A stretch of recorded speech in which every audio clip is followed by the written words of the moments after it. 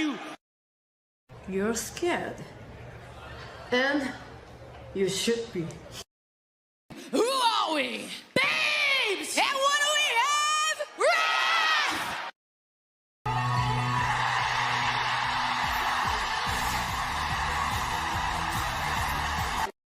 The moment! Yes! NXT Women's What day? Yes! What day? What day? Hell yes! We got a mom in the front row who taught her daughter how to suck dick! I'm Mina Shirakawa. I used to be a model. I want to put on a big show. Whoa!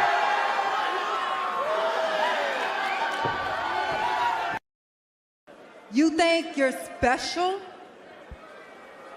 Well, now you're on my show. And I'm that bitch. And you're only here because even the feds saw through your bullshit. What is going on, everybody? Welcome once again to the Saturday Shenanigans, hosted by yours truly, the Renegade J.J. Williams. Hi guys. Hi guys. CM Punk drama bullshit to the side. I still consider Hangman the worst AEW champion they've had. First of all, we're going to bring in Walter Cruz. I said that as a joke when, what's his name, did his promo Monday. He said, I'm from a prestige university. I said he majored in Steiner math. We've got the Heb man, James Hebert, in the house.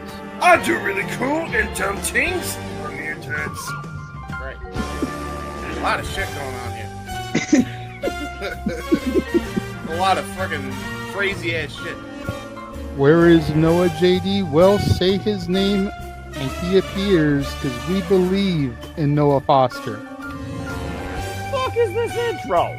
It is one of those things where, as fans, we do have these desires of what we want to see, but sometimes you can't always get what you want, and there are reasons you truly don't get what you want. I wouldn't even listen to this in Grand Theft Auto San Andreas. What the fuck is this shit? God, rap is whack. Like I said, never been a greater time to be a wrestling fan than with more companies in a more lucrative spot, in a more comfortable business spot, in a sense of mind, it seems, than ever. Again, WWE is not the only one. It is not the end-all, be-all. So let's go back to the Renegade Wrestling JJ Williams to get the official word. JJ, speak! Make sure you tune in every week because you never know who's going to drop in to join the shenanigans. Catboy is in the house. Hello, my internet family. I say if you want to make them as evil as possible, make them really mad. We have Mansfield joining the party now. What is going on, Josh? Like I told no one when we were in Cleveland, him joining JC was just an unfortunate side effect of my shenanigans towards you, JJ. I know how it can get better, Noah. The panel chooses you. Shut the fuck up, Josh. He said that so like. We got some of the intro back. Yeah, I was gonna say. Just like how you and I had lunch together the other week. That was different. Ladies and gentlemen, the King is here. Say his name and he appears. We believe in King A-Train. There are so many believers in Joe Hendry. The only person on this panel that doesn't believe in Joe Hendry is King A-Train.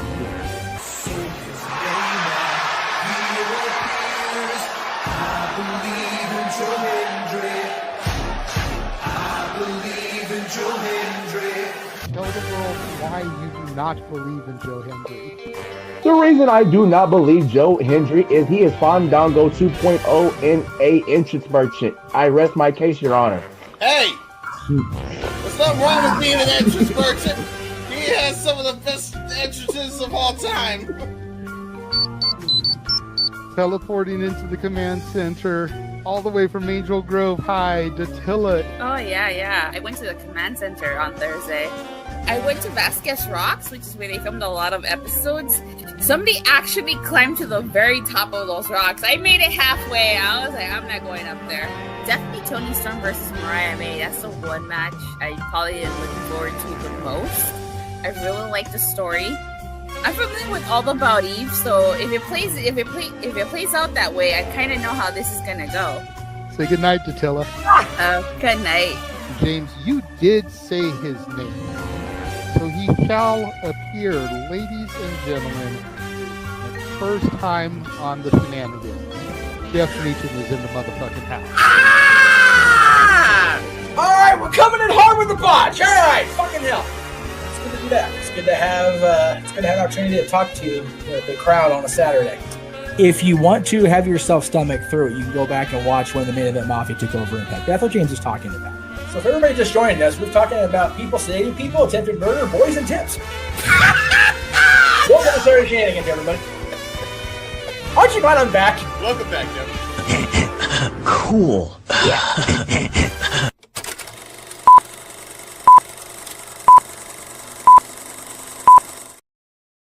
What is going on, everybody, and welcome once again to the weekly moderated insanity that is the Saturday Shenanigans. It is I, once again, your moderator extraordinaire, the Renegade of Wrestling, J.J. Williams, being joined by the illustrious panel, the He-Man, James Hebert. Hello. Hello, everybody. Mr. Reliable, Walter Cruz. What's going on, people? The Canadian King of Food, Nick Ferrantes. Cool, what's going on? And she's yours, she's mine, she's our Canadian friend, Ash. Hi, Ash. But I mean, like, I'm Canadian too, though, so aren't I the Canadian friend too? Yeah, I mean, you are. You're the Canadian King of Food. Yes. Yeah, damn right. I think I Apparently should. she's having a conversation off. Yes. It's all good. But so. What an interview. Yes. Right? Like they just seem to keep getting better and better, longer and longer.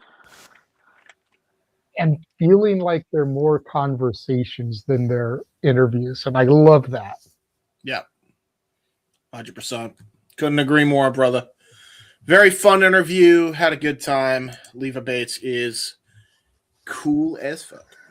Listen, and we do still have one more interview that we're going to be announcing here in a little bit. Mm-hmm. Hey, man, like I said, dude, and I keep saying it, and I'll say it till I'm blue in the face. If you're not on board with the SRS train right now, you're missing out, because we're getting things done. We put in the work.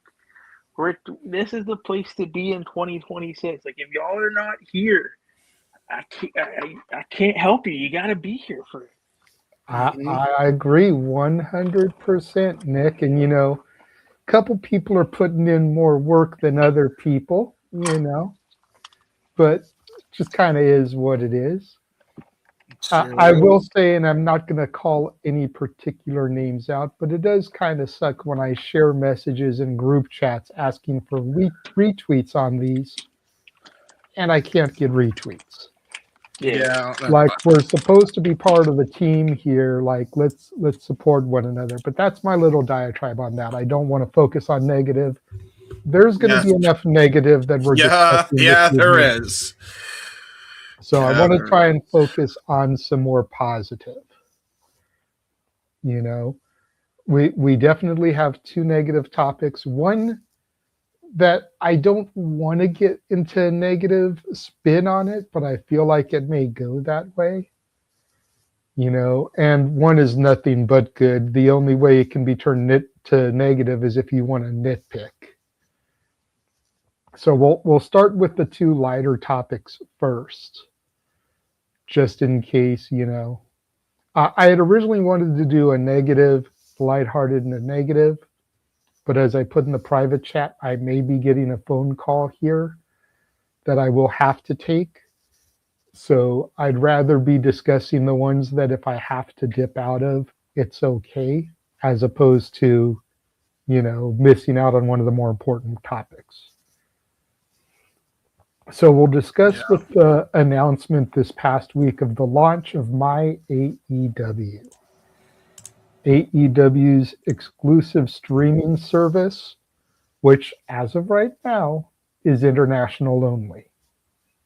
This is the topic I was referring to where I said that the only way you could really find a negative here is if you nitpick, because the fact that it's international and it's not stateside, honestly, I feel is like the only complaint that can really be made.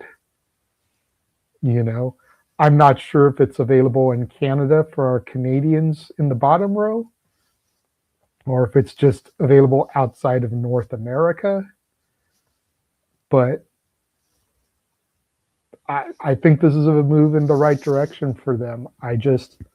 I'm curious when the American leg of things occurs, because it could be as soon as when the deal gets finalized with Warner and Paramount, because of Paramount being the home to UFC, and there kind of being a conflict of interest there with TKO and AEW. But other than that, this is huge for them. And the other thing I'm curious about is if this is going to be strictly AEW content, or does it house their sister promotions like the old WWE network did with housing WCW, ECW, AWA? Are we going to be able to go to My AEW and see New Japan, CMLL, Ring of Honor? Could be awesome. Could be really, really cool. I think that would be the way to go, because then you ditch the Honor Club, which I think the My AEW is like $10 or $20 a month. Honor Club is $10 a month. So you fold them in, cool. This is a big W for Tony Khan and AEW here. Yep. I'm curious everybody else's thoughts. And since it's the only voice we haven't heard from yet this evening, hi Ash, how are you today? Oh boy, I could be doing a lot better, but that's neither here or there. Fair enough. I'll just put it this way, family drama right now, and it's ridiculous. Oh boy. Well, let's talk about something positive. It's a good thing we started with a positive topic. Your thoughts on the My AEW deal? It'd be nice if it was available in Canada. Okay, so it's not even in Canada. It's completely outside of North America then. Because apparently Canada doesn't exist. Canada is not a proper country. It's not international, guys. Well, see, here's the thing of that, is that technically international is anything outside the United States. Technically. So Canada and Mexico, even though they're part of North America, are still international. They're still considered international markets. So that's why I was curious about if the Canadians, had access to it, or is it outside of North America? Because that term international would include Mexico and Canada, traditionally speaking. Yeah, it says on the fine print, available international, and in very, very tiny print, excluding Canada. Jesus. Why in very tiny print? Hey. No, for real, it is. If you were to look at it, you have to really zoom in to see it, excluding Canada. Oh my God, that's crazy. Well, there you go. Well, soon you'll have it. Although I think it's because they have a TV deal and some sort of thing going on up there as well in Canada, right? They have a big. Yeah, we get AEW on TSN and USA Network. Right. Yep. So and then Rogers, our biggest cable provider, Rogers, is where we can really Like our cable providers, we get it AEW. That's how I That's get for pay-per-view, AEW. right? That's for Yeah, pay-per-view. TSN Plus is bundled with Rogers, and you can get all of that through without having to go through your cable. If you don't have cable, you use streaming. Gotcha. Okay. Yeah. Yeah, I mean, at the end of the day, I will say for international And fans, also, this is good. I do believe, I saw it somewhere, Ring of Honor is included in this package. Yes. Cool. Because I miss having Ring of Honor. I miss watching Ring of Honor. You can watch Ring of Honor on Thursdays with this package. Yeah, I mean, I like this. I think it's going to be good. I'm nervous about if this is almost like a fail-safe for a couple different reasons. One, the obvious Paramount deal is kind of nerve-wracking. Even if you're an AEW fan, I am a bit worried about that. But the second aspect of that is what is going on with Triller that My AEW is a thing right now. And that, I hate to be that negative Nancy, I really do. But we have to call a spade in this. And, I am nervous, and I love what Triller's provided for the independents. And if AEW is moving off of there, which is let's call it what it is. That's their biggest cash cow that they get. What is going on with Triller that they felt that they needed to move out of, or at least have this as a fail-safe in case they have to move out. It's a nerve-wracking proposition. However, that said, this needed to happen because people have been clamoring for them to do something like this since 2021, I think, something like that. People have been since they bought a Ring of Honor, they've been wanting it.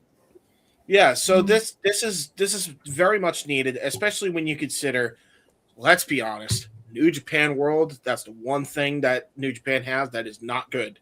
Their app is awful. Okay, that's not good.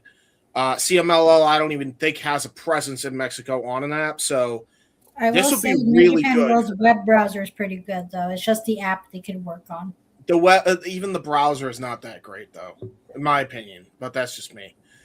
Point is, this would get New Japan and CMLL and whatever other company they're partnered with, like Maple Leaf Pro, on more eyes on them. And then, you think about all the Global Wars partnerships that Ring of Honor's been doing.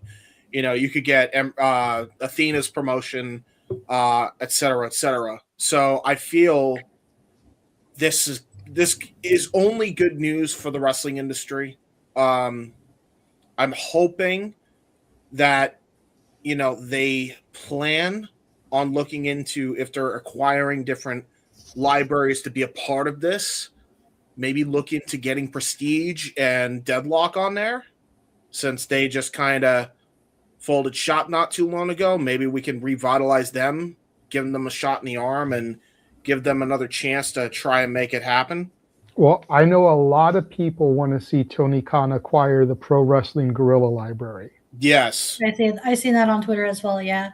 Especially considering Scorpio Sky, the Bucks, Omega, Speedball, Excalibur, yeah, Christopher Daniels. Mm-hmm. There's a lot of talent that have come through AEW, whether past or still current, that have roots in PWG, and having all that footage would be huge.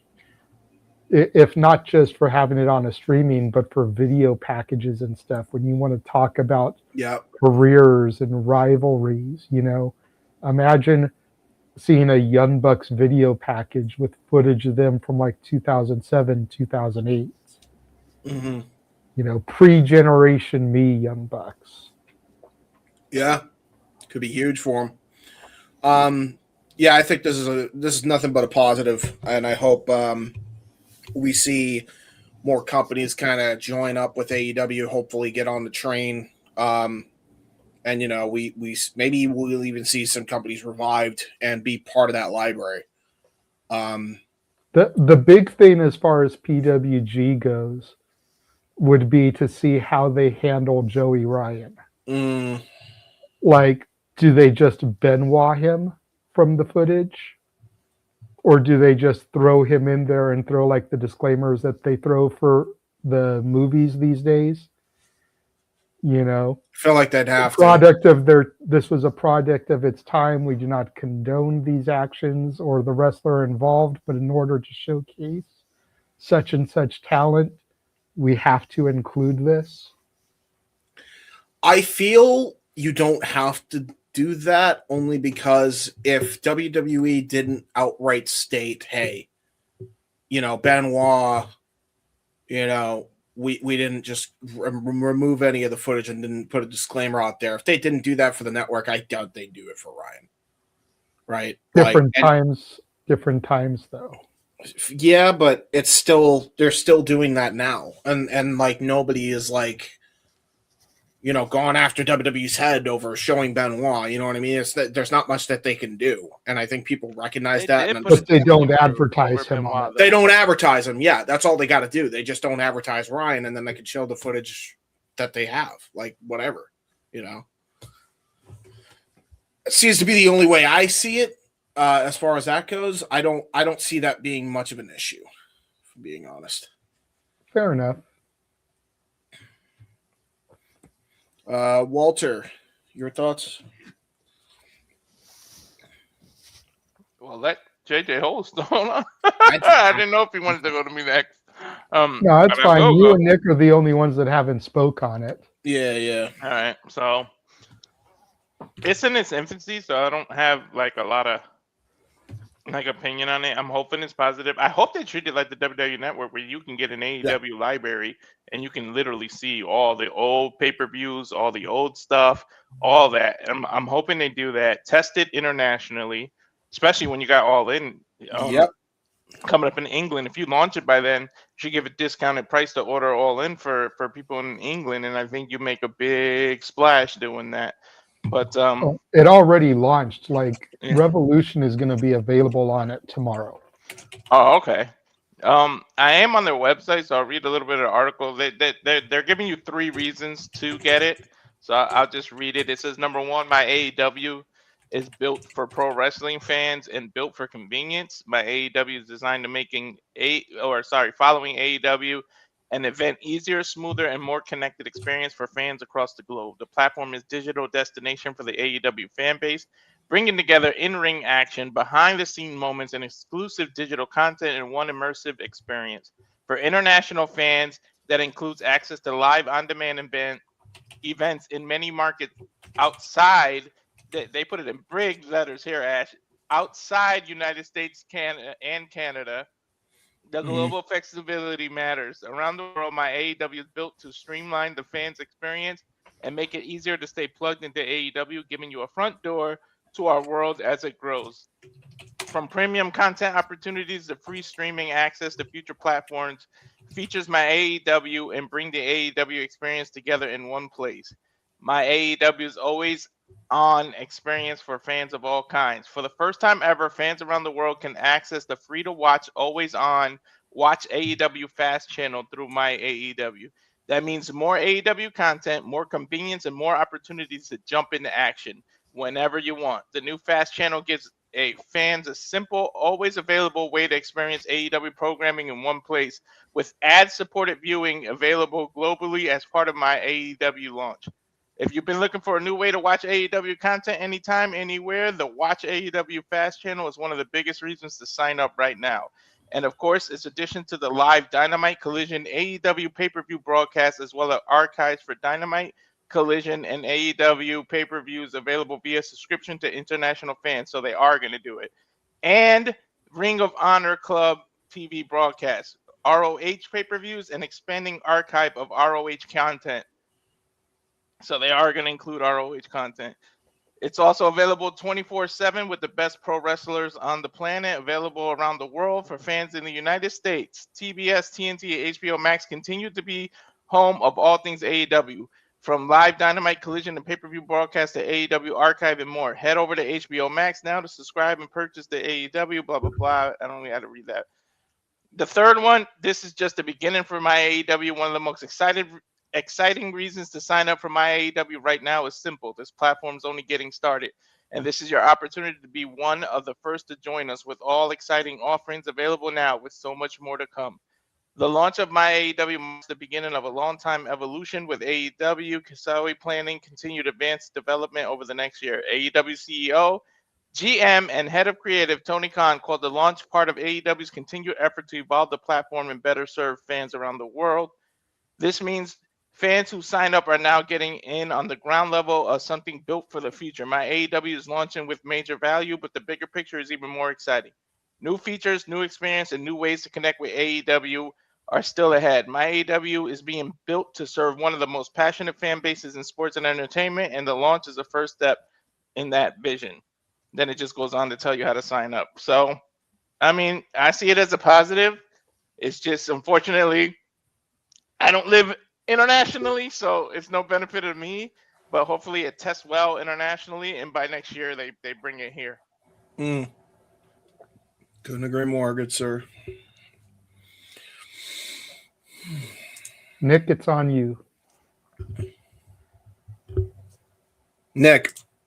Yeah, sorry. Go for it. I think it just makes sense, right? This is the evolution of where they're going. Having everything in one spot to where it's easily accessible for not only older viewers but newer viewers as well. They get that ease. Some people might not be able to get HBO Max or whatever the hell their new thing, with Paramount, whatever happens. So I do think this is a benefit and something that's long overdue, and hopefully, they can kind of take this and grow it even more. I think, 6 years in, it's time to grow. It's time to do new things and experiment with new things that you've never done before. It's time to take the company to the next level. And I think this is a way that they can do it. Yeah, 100%. Like I said, there's really no negative here unless you want to nitpick.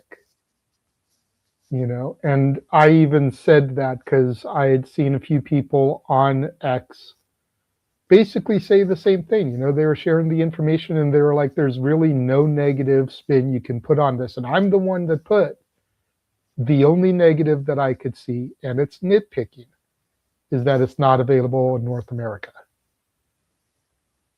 But again, that's a minor detail that once they work the bugs out, so to speak, on the international market, because with a launch like this, there's going to be bugs. Do we forget the Tyson fight on Netflix, Tyson and Jake Paul? And how chaotic that was for one of their first major live sporting events. Yep. Forget about what the boxing match actually was, but the interface, trying to use it, crashing. This gives an opportunity to work the bugs out internationally. And then if the worst comes with the Paramount Time Warner deal, Warner Brothers Discovery deal, they launch it over here. And they've gotten the interface figured out. They've gotten the content uploaded they want to upload to it. Maybe they've made a couple moves in logging in a couple other libraries like we've suggested.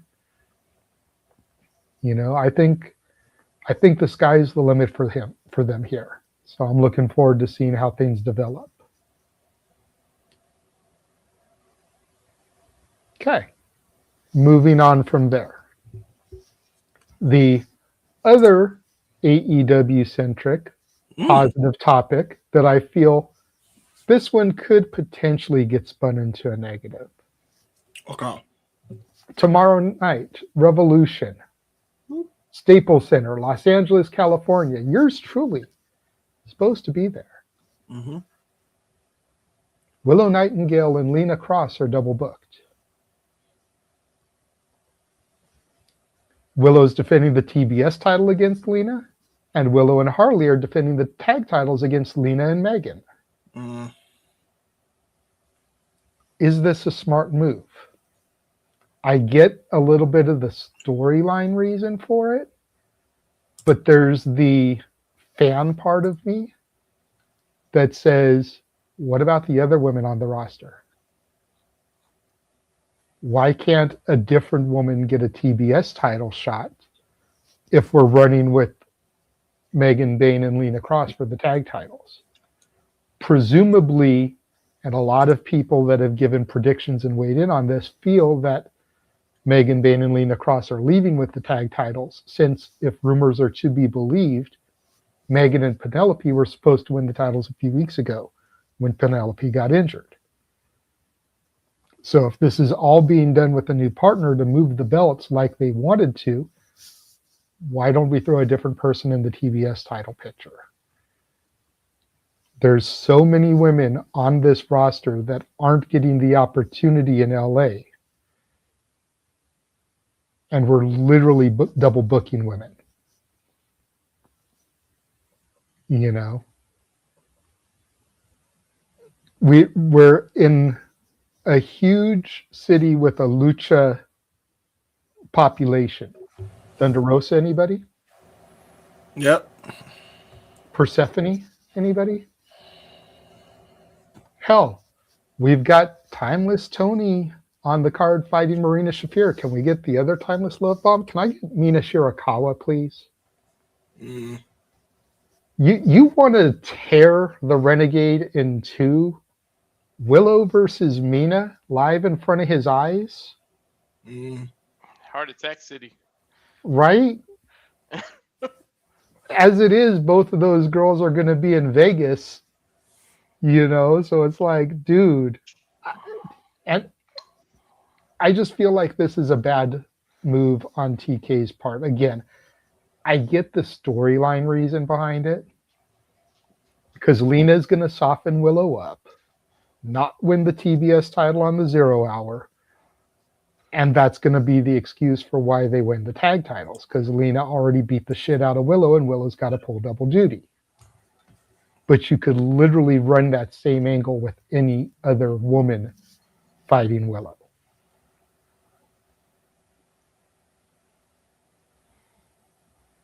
Nick, if you're there still, I'm going to try and start with you. If you're not, we'll move on and come back to you. But what do you think about this? I'm here. I just had seen in your private chat that you were going to do something, so I didn't know if you were back yet. No, I'm back. Yeah, I get where you're coming from. I do. I mean, I don't know. I can't. So to some of your question, I would say to you, you have to watch Collision. I ain't got time, bro. Okay, so I love you, but I was watching GCW, preparing for an interview, conducting an interview, hosting Shenanigans, then I'm going to go bed, then I'm going to go pick up car in the morning and drive down to Staples Center. So no okay. time. No, I get it. I just say some of the things that you mentioned happened on Collision. I just leave it at that. I get it. Yeah, you're right. They shouldn't be pulling double duty, or at least Lena Kross shouldn't. I guess that the only thing I can think of is the Penelope Ford injury must have derailed things, but even then, how much did they really derail it? Like, I get you want to put Lena Kross on the show. I get where the story is coming from, and I agree with you. They could have done something different. And I mean, if you're going to double book, why don't you double book Megan? Because as a active GCW competitor, she's got history in Los Angeles. Yeah. So it would probably be bigger to double book her than it would Lena. Yeah. I truly believe that even though Megan is in this match, I think, and this is where I've said, hopefully Tony can have fun with the booking. I really hope he does the Freebird rule with these tag team titles, because then that's an in-story kind of way that you can still put the TBS title on Megan Penelope coming back and defending the the tag team titles. So I get story wise, like I get everything you're saying, and I agree with you. It sucks, yeah, because you could have put in other people in that position. But I mean, the story. People complain that AEW doesn't tell stories, and I'm not saying you are. I'm not saying anybody here is. Yeah. People say that they don't tell stories. Well, you know what? This is the story they're trying to tell. I guess we can critique the story at the end of this pay-per-view, and who knows? We might be like, yeah, that we more than likely will say, yeah, that didn't work, right? So. And I'll go ahead and throw myself under the proverbial Metrolink bus here, and I have been critical about that. I brought up yesterday on the Wrestle Collective Weekly that people criticize AEW for telling stories. And in true fashion, it was made to spin like I was saying they don't tell stories. And that's not what I said. I said that people complain that AEW doesn't tell stories. I have complained in the past. In that situation, I wasn't. No, I was just making a comment because I also followed it up with they're getting better at telling stories. Mm-hmm. So I am willing to ride things out. I am willing to see how things progress here, but I just look at the grander scope of things, and I understand why the champ is double booked because the champ holds 2 belts. I don't understand why we're double booking the same challenger for both belts. That's where I have an issue, and I feel like it doesn't make sense. Maybe another thing we could think is maybe that, yeah, they advertise this as a match. But, I mean, if we already know the story of it, this is just for Lena to soften Stat up, don't Willow. even have, to soften Willow up. Don't even have the match. Have her just beat the crap out of her. It's on the 0 hour. Have her beat the crap out of her and c'est la vie, right? You don't need to really have the match. So hopefully they do something to kind of get us interested or get us hyped for the tag team match. Okay. Ash, we'll go to you next.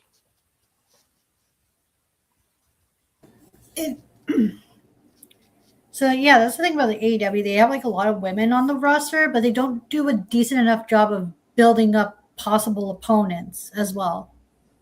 That's the issue I have. Like, I get why they have the double booking because of, again, like the storyline that's going on, which I'll be real with you, I don't know much going on of AEW right now because I haven't watched Dynamite or Collision in who knows how long at this point. So I'm gonna stop you right there. I am right there with you. I only watched Dynamite this week because I made a point to watch it because I was going to Revolution. That's the only reason I watched Dynamite this week. Yeah. Usually my philosophy is if I'm at work and I miss it, I don't run it back because there's too much that I need to do and too little time in my day to run it back. If I'm home and it's on, I'll watch it. But if I'm at work and I miss it, I won't run it back. But I made a point to run it back this week. That's why I don't even erase the DVR, just in case. I'm like, you never know when JJ wants to watch this. I really don't erase until it says I'm full. The thing with that, though, is HBO Max I could watch it on. Yeah. So don't worry about deleting it. If I really need to, I can run it back there because I have somebody's access to that, too. Not going to say names, but I have somebody's access. So. I'm just gonna say, thank goodness I follow a lot of podcasts. That's why I'm able to keep up with a lot of this stuff without having to watch the programs. What can I say except you're welcome? Because I know we help you with that. I know Carlos and the Wednesday night Dynamite that he does. Shout out to James and the Wrestling with Tism. Yes. Shout out to Advocate and his weekends. Advocate and his weekends. I mean, yeah, Weekend at Advocates. That's how I also keep up as well. Yeah, and able to. I'm just shouting out like a bunch of people right now. Yeah. Hey. Support now you're Caleb. Now you're Caleb giving the shout outs at the end of the space. ShopWC.com. Mm-hmm. So I had to put that in there as well. Yeah, true. Yeah, because I haven't been. But yeah, no. Keep Up Weekly, and I get like the double booking because of the story, but at the same time, that spot could also been gone up to another female, like a woman as well. But at the same time, it's adds to another thing. Like there's so many women on the roster, a lot of them don't get enough like showcase or to be built up because the women in AEW they don't get that much of a showcase, or when they do it's like very minimal, and even then they're just cycling through the same people, which is also just an industry problem in itself as well. Because yeah, that's a wrestling wide issue right now, and it's just it's a double-edged sword. I mean, here's what I would do: book Willow versus Persephone title for title on the pay-per-view. You don't want to move either title. So you have Megan and Lena come out, beat the crap out of both women. A competitive match now gets turned into a disqualification. That's how you end the 0 hour. Then you can start the pay-per-view with the tag title match because you've already got the women out there.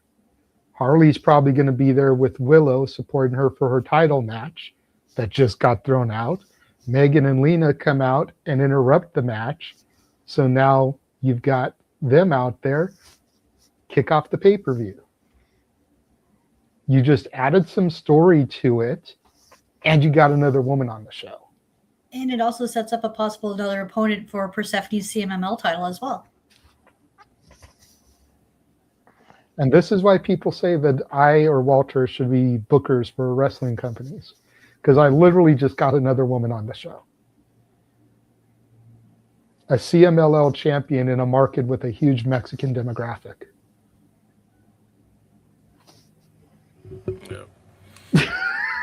Also, like they have women on Ring of Honor that they can use as well. So, and that would like give them like showcase to be like, oh, hey, there's this person from Ring of Honor. Maybe that could get eyeballs on Ring of Honor because they sure as hell don't have enough, sadly. And I would love to watch Ring of Honor. I just don't have the money to do so. Or well, I do have the money. I just don't think it's worth my money. They have women on Ring of Honor that they don't use on the AEW main roster? You don't say. Right? Fallen Goddess, anybody? Space Jesus, anybody? Virtuosa, if you will. Right? Who was the hottest free agent signing? The hottest free agent signing that they did until a certain CEO came like a month and a half later. Just saying. And that's not hate. That's just real. That's facts. That's real bad timing. That's what that was. Real bad timing. But again, Athena's a champion. Title for Willow. Deanna's a champion. Title for title versus Willow. Red Velvet's a champion too, is she not? Thank you. Like I said, you've got Persephone who just did something, and with the huge demographic, the Hispanic demographic in LA, there's ways they could have worked this without double booking Lena at least. And I don't know if they really thought about it, but we'll see how the show transpires tomorrow, and maybe some grand vision will play out in front of our eyes and be like, oh, that's why they did it. So I'm going to write it out. Walter, what do you say? And then James, you'll close us on this topic. No. I'll just be patient, but I'm in agreement with you. LA is literally Mexico. It was Mexico. So it would make sense to have put someone from CMLL on there, but maybe like my son said, it probably won't even be a match. It'll be out there, a few minutes, but it'll just be a beatdown. Like beat her ass to try to soften her up so that she can lose the tag titles later on in the evening. That's probably what they're gonna set up. But we have to just be patient. You have to wait. We have to see. But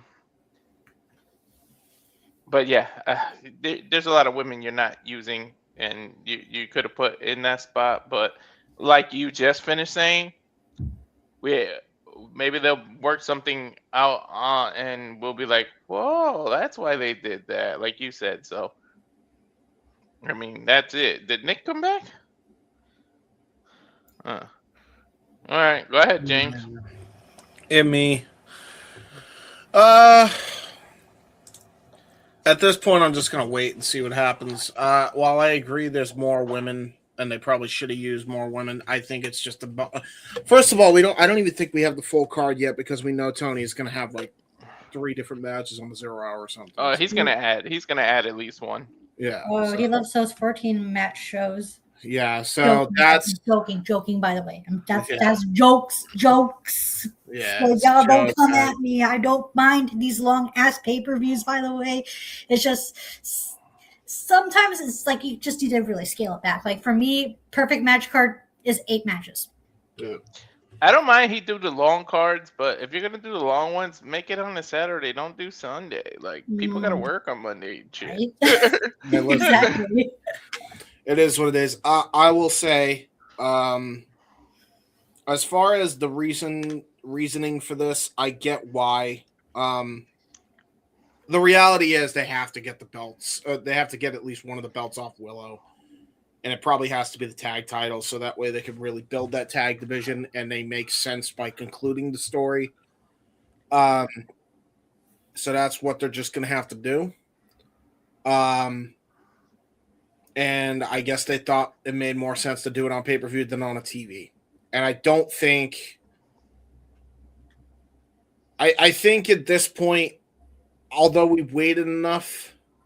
I think we need to wait a little bit longer before we start seeing other women being utilized on TV. I agree they need to be, but I don't think we should be jumping the gun on this when, like, at the end of the day, here's the problem, right? This is IWC logic. People wanted them to pull the trigger on Willow and Harley, and so they did, despite the fact that they had plans for her to dethrone Mercedes. They did what the fans wanted. Now they're mad because that's exactly what they wanted, and this is the consequence of it. Wait, plans for who to dethrone Mercedes? Willow. Okay. Dethroning Mercedes. So it's like people want to have their cake and eat it too. That's really what this boils down to. And it's going to be a real theme of my rant that I'm going to have today is people trying to have their cake and eat it too. Okay. I knew it was going to be an issue as soon as they made her double champ. I said it. I was so happy she won, but I was like, now they're going to have to figure something out. And right. Well, I mean, and there was no other way but to make it happen on pay-per-view. I understand that people want more women utilized, but there's only so many spots that they were going to use, right? And they should be using more spots. I'll give you that all day. But the fact is, they had a story, they had a plan, and then they had to refix that plan because they wanted Babes of Wrath naturally, organically got over. And instead of doing what they did with the Acclaimed all that time, which is not pull the trigger fast enough, they wanted to not do that this time and pull the trigger when the fans wanted them to pull the trigger. Do you think they pulled the trigger a little too fast, though, or was it at the right place for a time? No, right place at right time, because that's what people said during Swerve in Our Glory versus the Acclaimed.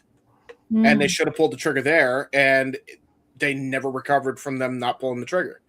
And you see where they are in AEW now. Like, timing is everything here, right? I forgot the Acclaimed were still a tag team. Right, exactly. Like, so it's the fact that they're doing that, right? They have to do it that way, but now people are complaining. It's like, well, which is it? You're mad that you wanted them to do it, and now they did it, and now you're complaining because they're now double booked. What did you expect, really? Like, there was only one way this was going to go. Yeah. So, I mean, it's like, I understand it, but, like, at the same time, it's like, you're complaining just for the sake of fucking complaining. Most people are. Not everybody here, obviously. We're having a discussion, but, like, most of these people who are trying to get on AEW's balls and, like, get really up in a tizzy about this, it's like, come on. Like, really. My biggest issue is you took the heels advantage away, because why are you double booking both Willow and Lena? Like, that's just it was like JJ was saying, you should have had somebody else get the title. It's not just utilizing somebody else, but now when Willow gets, in this fight, whether she loses, wins, retains, gets beat up, she is now at a disadvantage, and the heels have the advantage because now you're in an even match in the tag match because both of them were double booked. So it's like the heel never got the advantage. So what's the point? The point of double booking the champ and not double booking the other is to give the heels the advantage. So if they win, they could just be like, "Oh, we lost because I was double booked." But now you're both double booked. Here's the thing, right?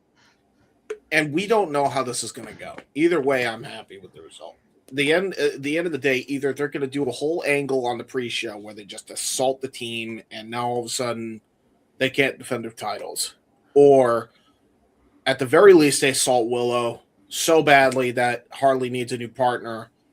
New partner comes out to defend, but they still can't win. I don't know how they're going to do it.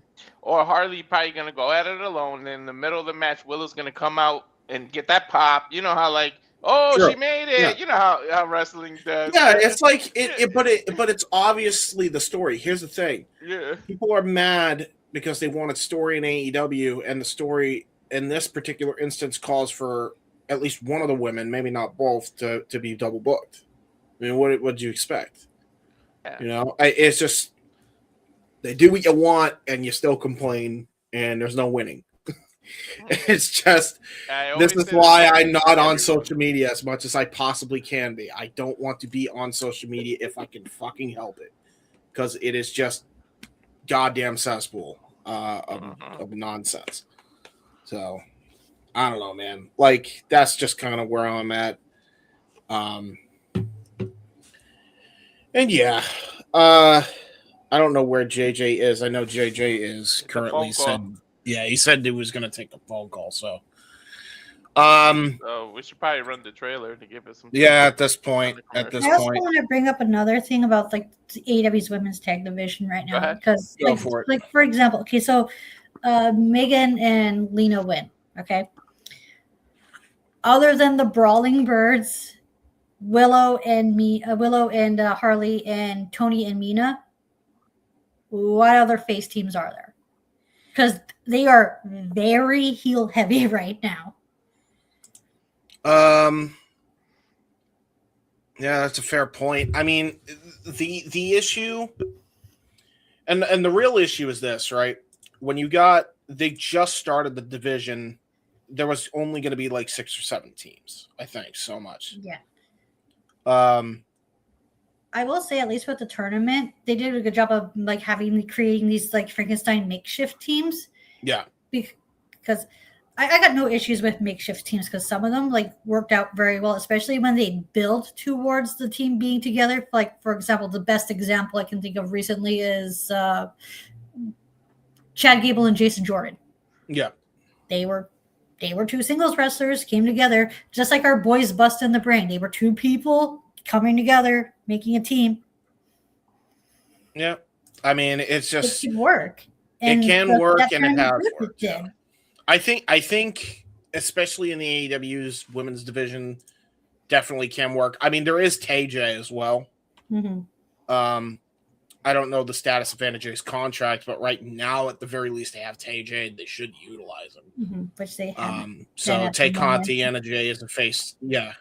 Okay. Yeah, that's another face team, and that's been a team since like the beginning years now. Honestly, since AEW. Honestly, they should. I'll be honest with you. The way I would book the division is you run roughshod with these 2 powerhouse women, these tall ass fucking women. Mm-hmm. Then I would have TJ become the underdogs and overpower them, maybe at All In or something, just retrospective, and then have them lose them to the Inspiration. Oh, okay. Because then they would get a lot accomplished in that period of time. And have a very good established division. Yeah. And then by that point, they can either make more teams or bring more teams in, like Katana Chance and Kaden Carter. I believe they're on the roster, kind of. I know one of them is, but I don't know about the other one. Right. So maybe you could bring them in. Maybe you could bring Shotzi and Priscilla in. Chemical X. That's another team. That could be a big one. Mm-hmm. You could bring in, you can makeshift other teams with the current women's roster. Maybe bring Kiera Hogan back, team her up with Red Velvet, reunite the baddies there. Yeah, they were supposed to be a team in TNA, weren't they? Yes. No, that was Fire and Flavor. That was Tasha Steelz. And, oh, okay, different person. Okay. So that's another person. There's options. That's another person. And I think, that's another person they could bring in for sure. There's just really talented women on the indie scene. We're going to be covering Portermania. Mm-hmm. Shit. I mean, you could bring some of those women in there, and make some teams out of that. There's options, and I think they just need more time to add meat on not just tag team divisions, but the singles divisions in both AEW and Ring of Honor, because there's 5 singles divisions between the two brands. Yeah, and that's the issue the issue you have with these makeshift teams is that in order to have enough teams in the division, you're going to have these singles, put the singles together, but at the same time, that also minimizes other options for the singles title. So it's hard to find that fine balance, because both companies are struggling to do that, both AEW and WWE. Because we mentioned this before, especially for the women, when one division strives, the other is just not at that same level, has to suffer because of it inadvertently.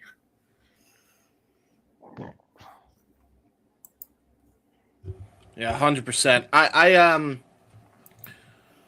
We'll see what happens. I think it's just one of those things where we gotta hope and pray. And I don't think we have to hope and pray. I think they know what they're doing with the tag team division. What's good about it is they have women there like Mercedes Martinez and Serena Deeb that can definitely run that down, at least from a producer standpoint. So they got female opinions, and Tony is a very good listener in that regard. So I don't think that's going to be the issue. But what does need to happen is, and I'll give WWE this, they need to kind of do an equivalent of what WWE does when it comes to, showcasing the women and men equally, which that's the one positive thing that's been on those Adpocalypse shows, is they actually showcase them pretty equally. Mm-hmm. So AEW needs to do an equivalent of that, and they need to showcase, how they're showcasing the men on this show. Like the Ring of Honor title, Ring of Honor champion is going to be fighting Andrade. Quite honestly, that should have just been a title match, by the way. I can see that. Yeah. They should be doing something similar for that for the women, like an Athena taking on a Persephone. Right, just as an example, maybe title for title it, right? Stuff like that needs to happen more, I think. And I hope eventually we get to that point. I think that is where AEW is lacking in the pay-per-view department, is an equal amount of women's representation, or at least equal enough to where it can be, because technically there's 3 divisions in the women's division and God knows how many for the men, right? But at least 4 women's matches and then the rest of the men, right? Yeah. Same. That's just me. I'm hoping that they get to that point. But it's a work in progress. Okay. Because right now they have how many women's matches on there? Without they have a decent amount of women's matches for Revolution. The only nitpick is that it's double booked, but you can make the argument that there's a storyline reasoning behind it. So, okay, yeah, valid. So this is what we'll do. I think at this point we're gonna stall for JJ. So what we're gonna do is we're gonna talk about tonight's GCW show when we come back from these words. All right. There you go. And now for a taste of things to come.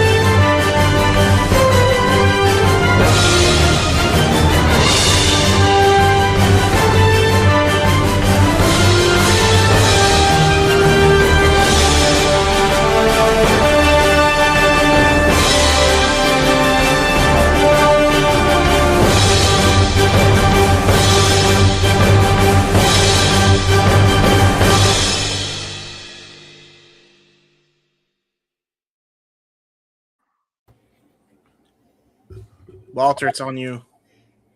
All the professional wrestling. I didn't know you were going to me. Sorry. My bad. All right. Well, let's talk about this show that happened. God damn. It was a show. I'll just run down the card real quick here, as it is absurdity. You soloed it, man? I did solo it. Yes. I figured people were getting ready because I was like, fuck it. So I was like, and I woke up super late, like right before the show was about to go on the air. So it was what it was. So I was like, screw it, I'll solo it. But basically we had a couple of really banger matches on the show. We had Gary J taking on Alec Price in what was a really good match. The opener of the night was Marcus Mathers versus Blake Christian. From a pure technical standpoint, those two matches are kind of like 1A, 1B. Really, really good contest. It was a really good six-person scramble that was impromptu. A little bit of the development in the story of Effie, not being fine. Tried to get involved as the seventh participant. The referees had to pull him out, per se. And yeah, just in general, it was a fun little contest. Don Freeze showed out as always. That dude should not be as athletic as he is, being the size he is. If we are not booking him versus Will Cruz versus I forget the dream match I booked, all three competitors, but there's like three big men that I recommended that they do a triple threat with. I'm hoping they do it eventually, but you never know. A man could dream. Then, oh boy. John Wayne Verdock versus Viperous in a death match. Yes, a woman and a man had a death match. Very common. It was violent. It was bloody. Viperous ended up losing, but John Wayne Murdoch actually graciously gave his spot he earned in this match in the Tournament of Survival to Viperous. So that was a nice little cool thing there. There was Mr. Danger and Jimmy Lloyd, which again was fucking bloody and was violent. There was Atticus versus Slade, which was bloody, which was violent. And there was Otis Coker versus Connor Claxton, which, say it with me, folks, was bloody and was violent. James was suffering a lot. Like, a lot. So that was like the matches that happened. And it was as hardcore as you could expect, especially in the Showboat in Atlantic City. But there was one big event that happened, and it was during Marco Stunt's retirement speech. So Marco Stunt said goodbye to professional wrestling. He was going out there and he was speaking to everybody in the crowd in Atlantic City. And it was crazy, right? But then, like, as he's cutting this heartfelt emotional promo, KJ comes out, cuts a heartfelt emotional promo about how him and Marco were very good friends. And, they hug, they're crying, they're sharing a moment together, and then all of a sudden, KJ rushes him, hits a character assassination on him, right to the back of the head, which he had already talked about having neck problems. After that happened, Sam Stackhouse comes in, his old rival, chases off KJ. He picks up Marco, and then he hits him with the greetings from Asbury Park on his neck, leaving him in the middle of the ring. Sam Stackhouse and KJ back to being a unit. And we got a very angry giant on our hands in Sam Stackhouse. That was the big thing. I was not expecting a turn from Sam Stackhouse, especially with the blood that was spilled between those two. Wait, Sam Stackhouse came back? Yeah. Sam Stackhouse came back and aligned back with KJ Orso and assaulted Marco Stunt during his retirement speech. Oh, shit. There's a couple things. There are a couple reasons why I think that might be happening. One, they're the next people that are going to dethrone YDMP for the GCW tag straps, or they're going to be fighting Jurassic Express, which is Marco Stunt and Jack Perry. Either one could be happening at spring break. I'm not sure which one it is yet. That's just my early prediction, softball prediction. But yeah, that was like the big thing from the show. Was the segment between Marco and the heel turn with Sam Stackhouse and KJ assaulting Marco. So big happenings there. Go out of your way to watch this show just for that, if nothing else. And definitely go out of your way if you like really good graps. Watch Gary J and Alec Price and watch Marcus Mathers taking on Blake Christian. Both matches were fantastic. And then if you like violence, check out the whole card. It was very violent. It was good wrestling. Standard GCW fare. Ashes to Ashes gets a thumbs up from me. So, any thoughts from anybody else here? Nah, I'm just glad he returned. Like, I didn't expect him to return. Yeah, me neither. I like that motherfucker. He could move for a big dude, man.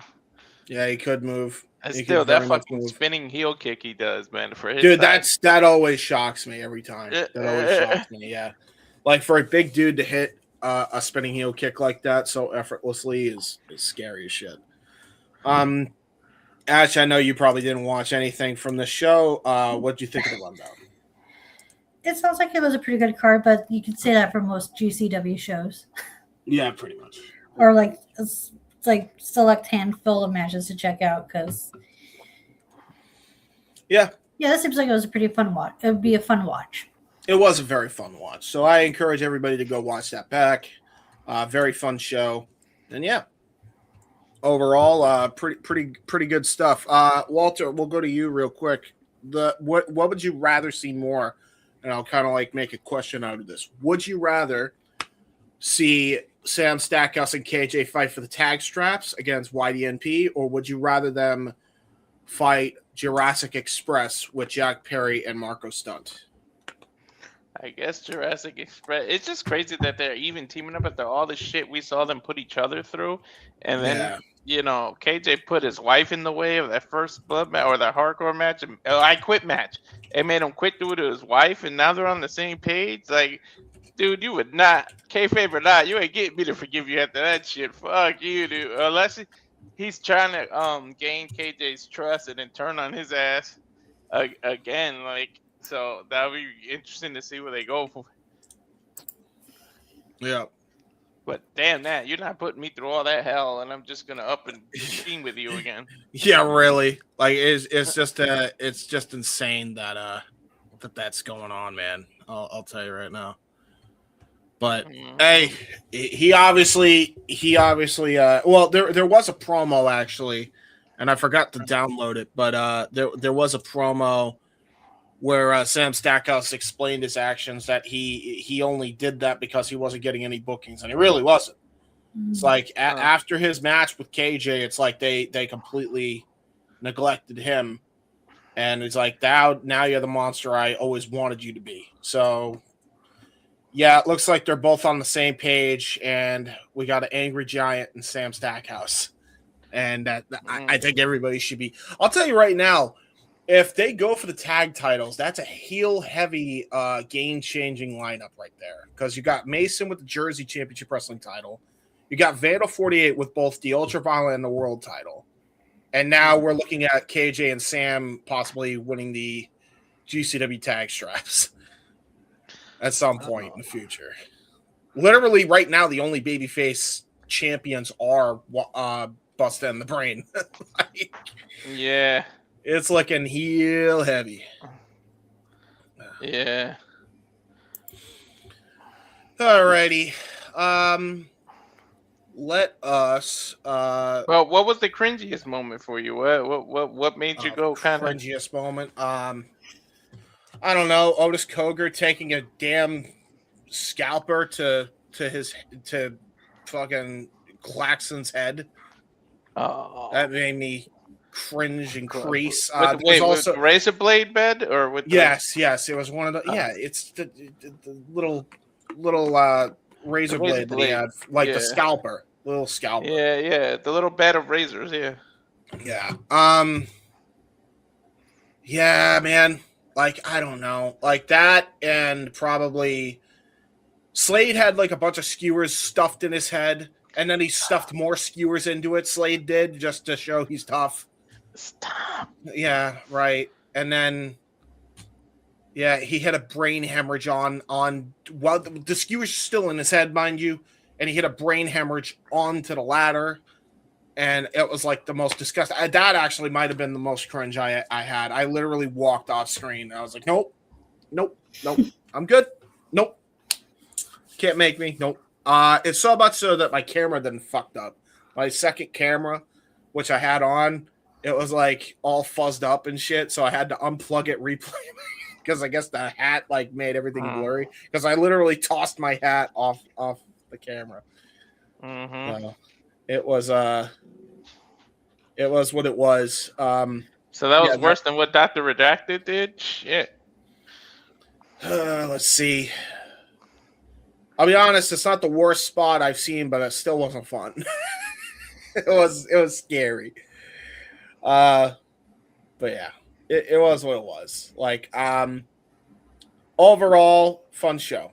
You walked up the screen when they did that? Yes, I did. Yeah. Why wouldn't, dude? When you feel the urge, like, no. I mean, at the very least, I was thinking of turning around, but I'm like, nope. That's good. I was good. That's gotta be nuts. It was nuts. I hate seeing like any sharp objects stuck in somebody's head and then they do a snap nair driver at all. That seems to be the roughest thing like ever. Like that alone was. Yeah, the skewers alone just get to me too. Yeah. Yeah. Ash, if you are squeamish about people getting stabbed, there's a lot of stabbing that happens. I like that shit. Of course you do. Stabby. She likes her shit. Like I think all this crazy shit is fine, but once the bricks get involved, I'm like, okay, relax. Yeah. Relax. It's all fun and games until those bricks get involved. So I'm like, the bricks or the stones, I'm like, the cement blocks of it. Yeah, I mean there's a few of those happening. Not on this show, but there's been a few times where GCW's busted out those. Yeah, because that could go horribly wrong so fast. Like the other stuff, at least it's moderately controlled, but cinder blocks and bricks, good luck trying to control that shit. Yeah, really. Like that's the roughest thing. It's like that's what scares me is like when people start doing those spots. But hi back. Hello. Welcome back. I assume you were on the main event. We talked all about the GCW card. We ran through it quickly. Have you been to the SRSX account? I have not. Let me check. Not that I'm going to break the news. You don't have to go check. Okay. A like from Otis Koger. Yes. A retweet from Vipress and a retweet from Gary J. Jesus, there you go. I've been saying it now for the last few GCW shows we've been doing, kind of going back to the end of February with What's My Name and Baller Blocking. We're on their radar now. Yeah. We're getting people that are associated with the podcast popping into our watch-alongs and commenting along. Nice. One of them was there tonight, I saw, Reed Cooper. Yep, the only reason Frankie wasn't there was because he was actually on the show. I saw him on camera at one point. I think it was during the main event. He was standing up. He's kind of got like this pompadour hairdo. If I screenshotted it, you might have recognized seeing him on camera, James. Yes. But, so he lives in that area, so he always goes to the Showboat shows. Yeah. So that's why he wasn't in the chat, but Reed and Frankie have been popping into our watch-along chats lately. We're getting likes and retweets from the wrestlers. Hell, Matt Tremont retweeted Hot Dog in a Handshake. Yep. Yes. That was huge. Dr. Reject, he retweeted last week too. Yeah, we're getting a lot of traction. We even had a either like or a retweet from the GCW Wrestling X account itself, not the podcast. GCW Wrestling _ the official GCW X account. Like or retweeted us. So we're definitely starting to get traction. Making moves. 100%. And I feel like that's a good opportunity to show off what has been teased about, as it is GCW related. Yeah. Here is our next interview announcement, everybody.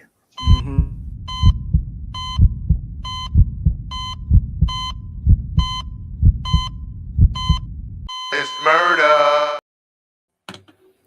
There it is. Just brought him up. Dr. Redacted will be joining us on April 2nd. Mr. I bleed all the time, Dr. Redacted. I just brought him up. Yeah, he liked the post on March 8th, and he also retweeted it. Yeah, Dr. Redacted. That'll be a Thursday, a special midweek shenanigans, as we do have to work around some of the talent schedule. And I will shout him out real quick, as he sent me those images to use for the graphic. As all the ones I could find online, he's bloody, and YouTube is kind of picky about those type of images. So I had to ask him. I was like, do you have any promo shots where you're not bloody? And he was like, hold on just a second. And he sent those to me.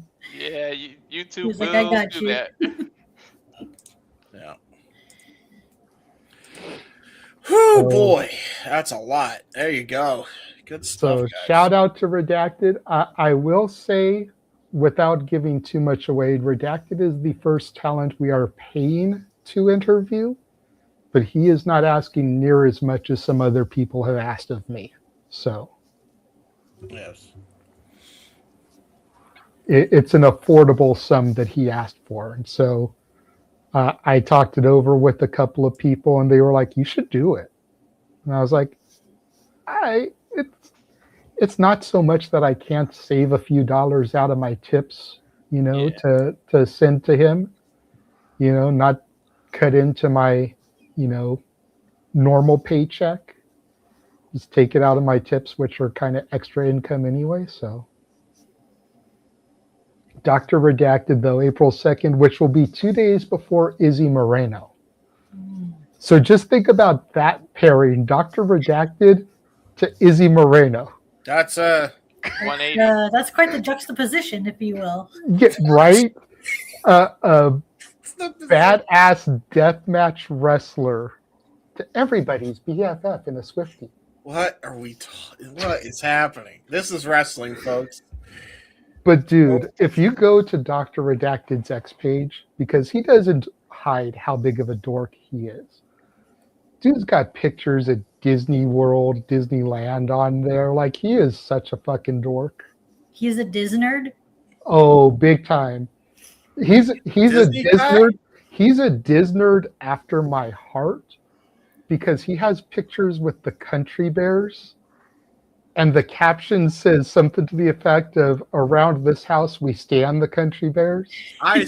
And I am a huge Country Bear Jamboree fan. Like, I may wear my honorary Country Bear shirt for the interview just to try to pop him, because I am such a Country Bear Jamboree fan. It is so crazy.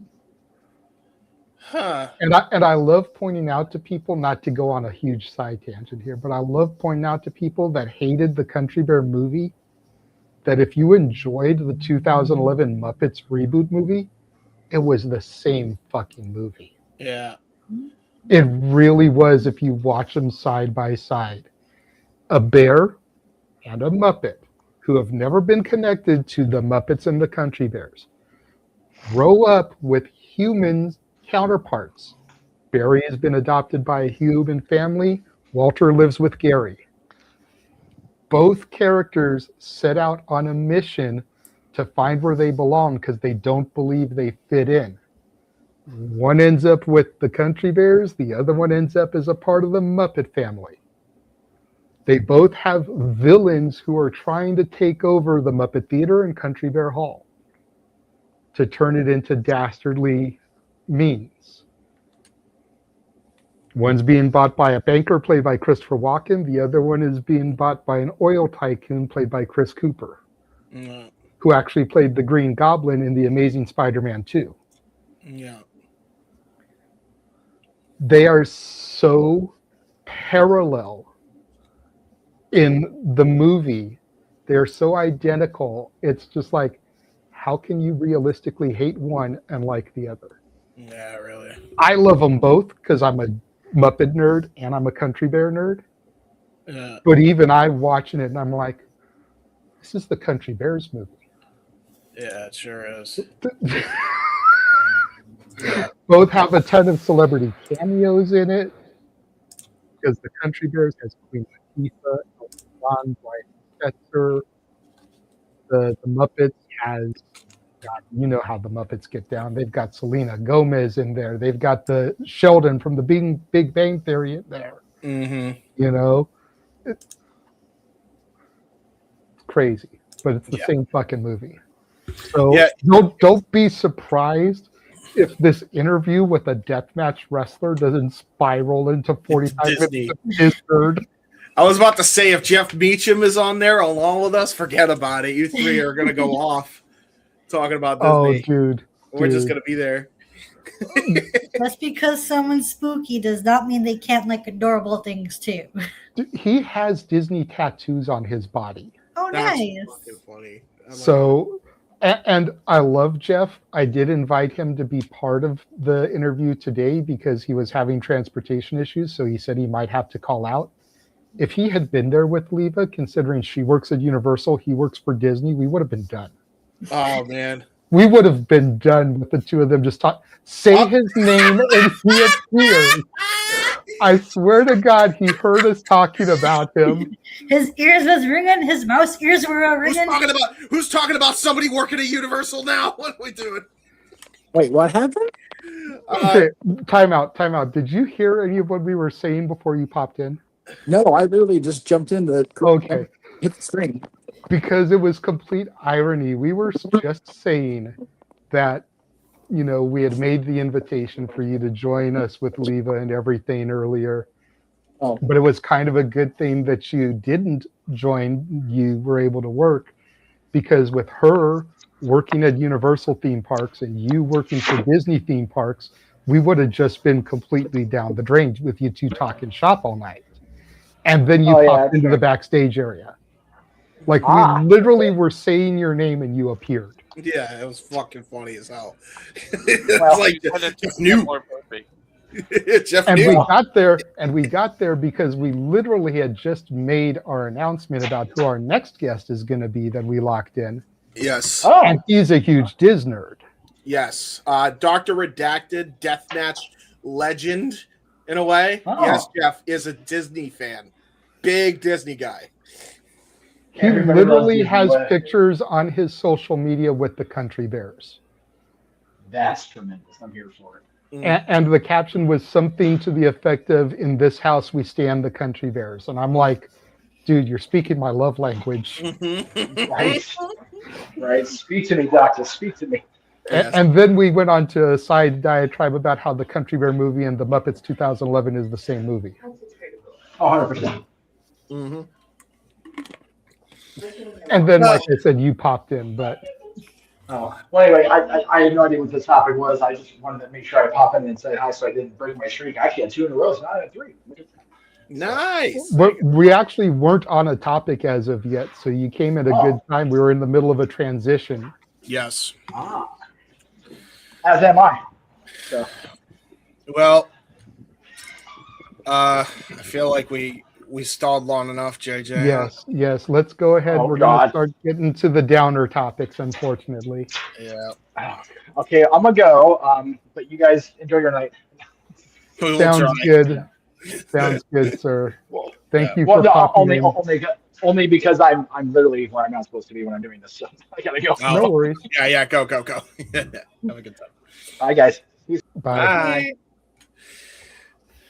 So we did have 2 downer topics. We did stall long enough. I do want to try to get through these quickly because I do have to be up at a somewhat reasonable time to make my way down to this arena behind me here. Mm-hmm. But so the first thing we're going to discuss is the Thea Hail situation. Sunday of last week, Thea Hail put out a video, and when I say that this video hurt my soul, I'm not exaggerating. And it has nothing to do with the fact that I already adore the young lady and I'm a fan of Chase U and her. It's just listening to the emotion in her voice as she spoke. And for those of you that haven't seen the video, I do have it uploaded. It is about a 2.5-minute video, and here it goes. I've been wanting to touch on this subject for a long time now, and I just haven't felt like I should, and now my opinion's changed. I'm a 22-year-old girl. Think about that for a second. I wouldn't have even graduated college if I went. I moved away in the middle of high school to pursue my dream because I valued that over comfortability. And most people could never have fathomed to do that. And every day to look at my Twitter timeline or look at social media and see negative comments about me as a human being is disgusting. I have worked my ass off for 5 years for the biggest moment of my career. And you all take it as a joke. You act like I'm the worst human being in the world for my 1 ounce of success that I finally had. It sucks. I don't think you understand every day that I wake up happy, sad, miserable. I don't care. I put professional wrestling above everything. And for 5 years, I have valued this industry to such an extent, and I valued others' opinions. And it is exhausting. I love this more than anything, but what I don't love is to constantly be torn down by other people, by other human beings. At the end of the day, I am a person. I am a 22-year-old girl who is getting to live my dreams, and for some reason that's wrong. And for some reason you guys decide that you want to go hate on somebody else because you're not happy with yourself. You feel the need to tear somebody else down to build yourself up. Are you serious? I don't understand it. I don't understand the level of hate in professional wrestling today. And for just 1 second, I would love for you guys to internally think, would you like for somebody to say this about me? Think about that. So please, take an extra 10 seconds before you put something up on social media. Please. And remember that the person on the other end of it is also a human being. So, I don't know what to tell you. Happy Sunday. Go to church.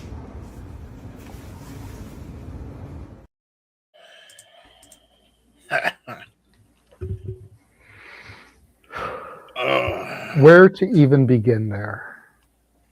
I mean, I always knew how young she was. I knew that she was in her early 20s. But hearing her talk about how she's devoted 5 years to this, and it's like 5 years is the separation between her and my daughter. My daughter is 17.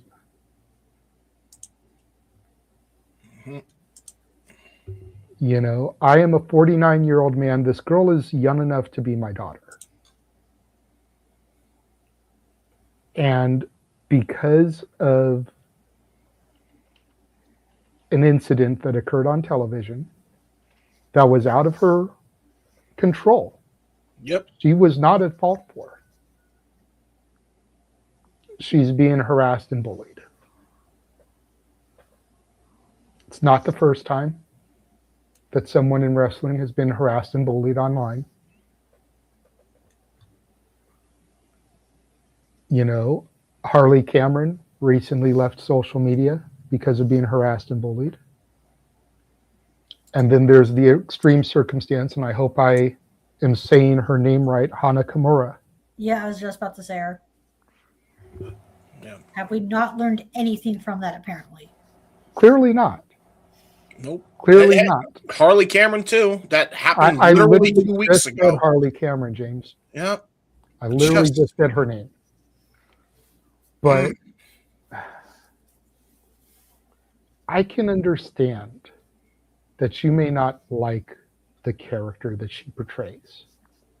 Hell, there is a member of our team who is not here tonight who really doesn't get into her gimmick in the faction that she used to represent.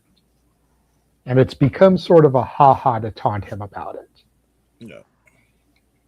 But I'm sure even he would sit here and be like, what the fuck are we doing over this? Yeah. He would not go to the extreme to harass and bully her. And for what? Because she took a championship off of somebody that you like more?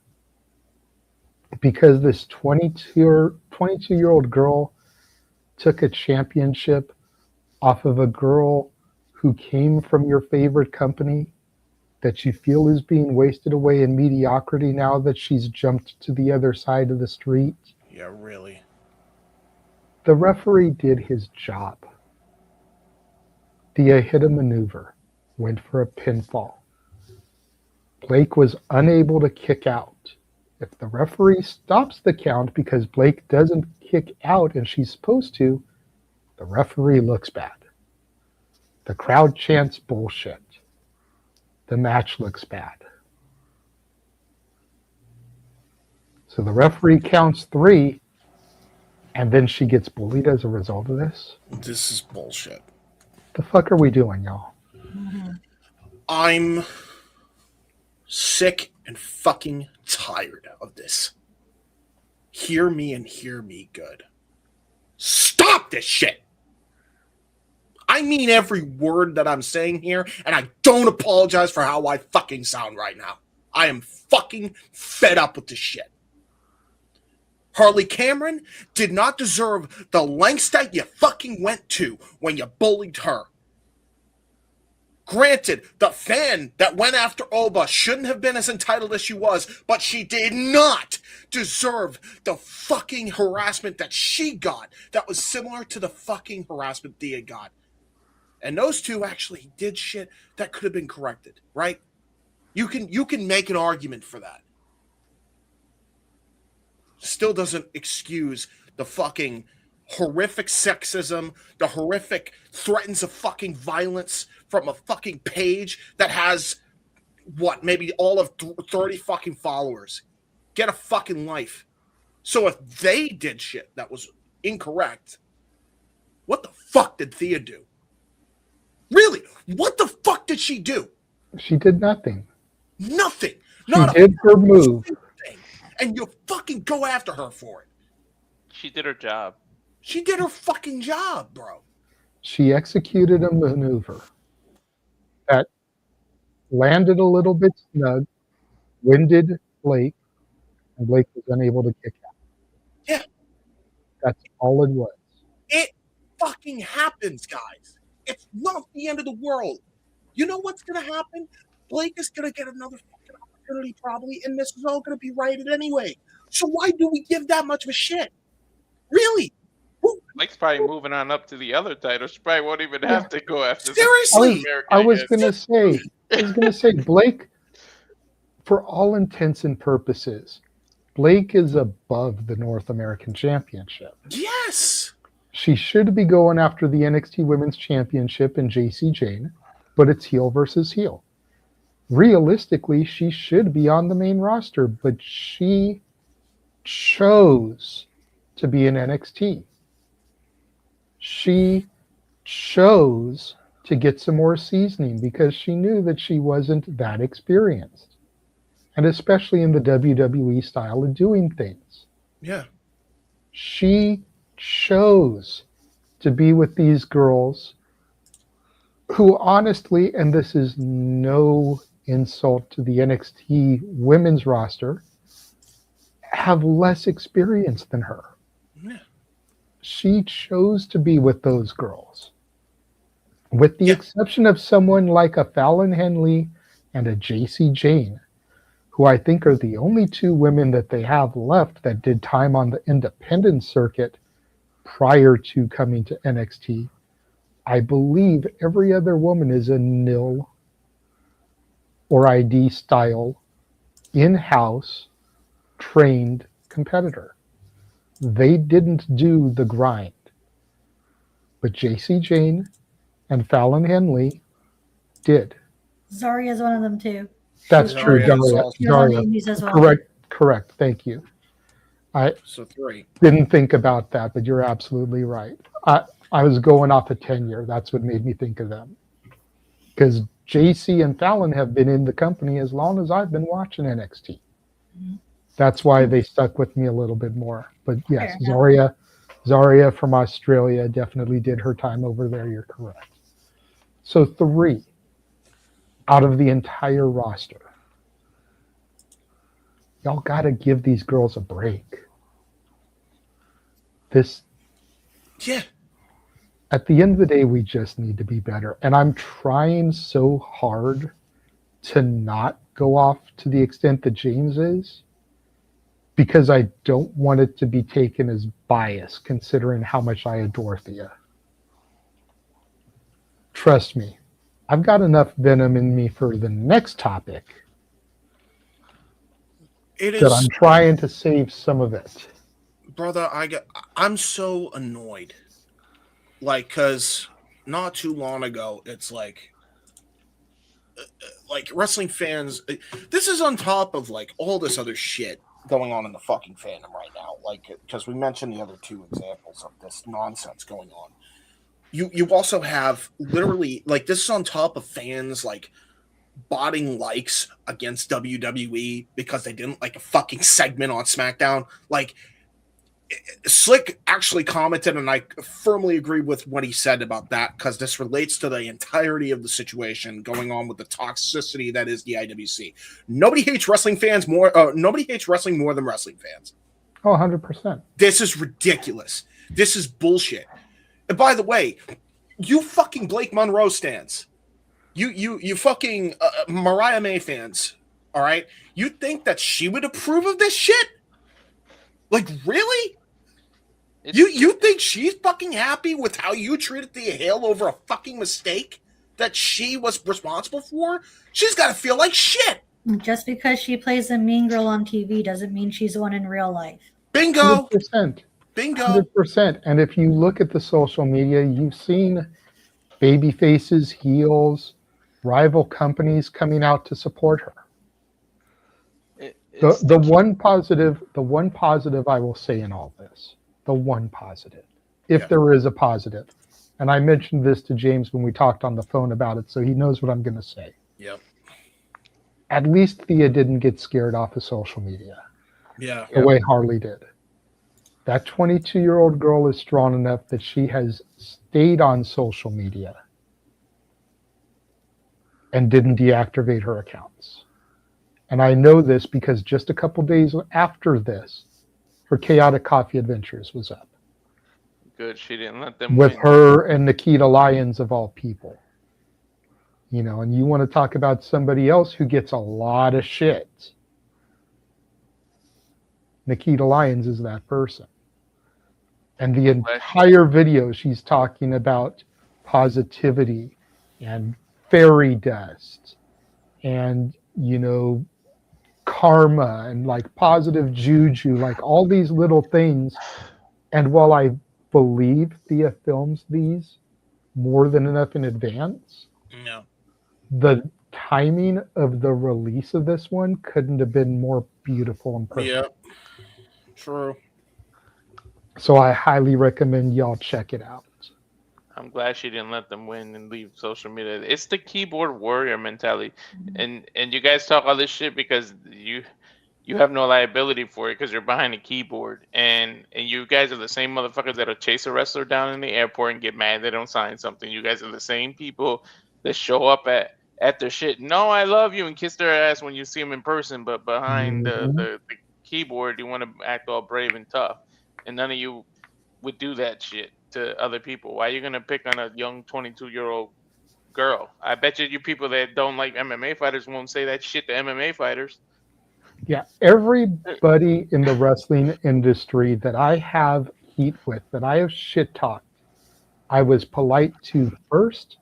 They were rude to me, and that's why I turned my back on them. Mm-hmm. With the exception of Mercedes, and my hatred towards Mercedes is only because of the stuff that I read about her after she left the company and the way she treated fans. But everybody else that you have ever heard me shit on, they were rude to me first. That's why I'm rude to them. That's why I still shit talk them. Right. And even, I'd say 90% of them, I still occasionally find something positive to say. And if I were put in a situation where I was face to face to them, I'd still be polite to their face. And give them the opportunity to make right.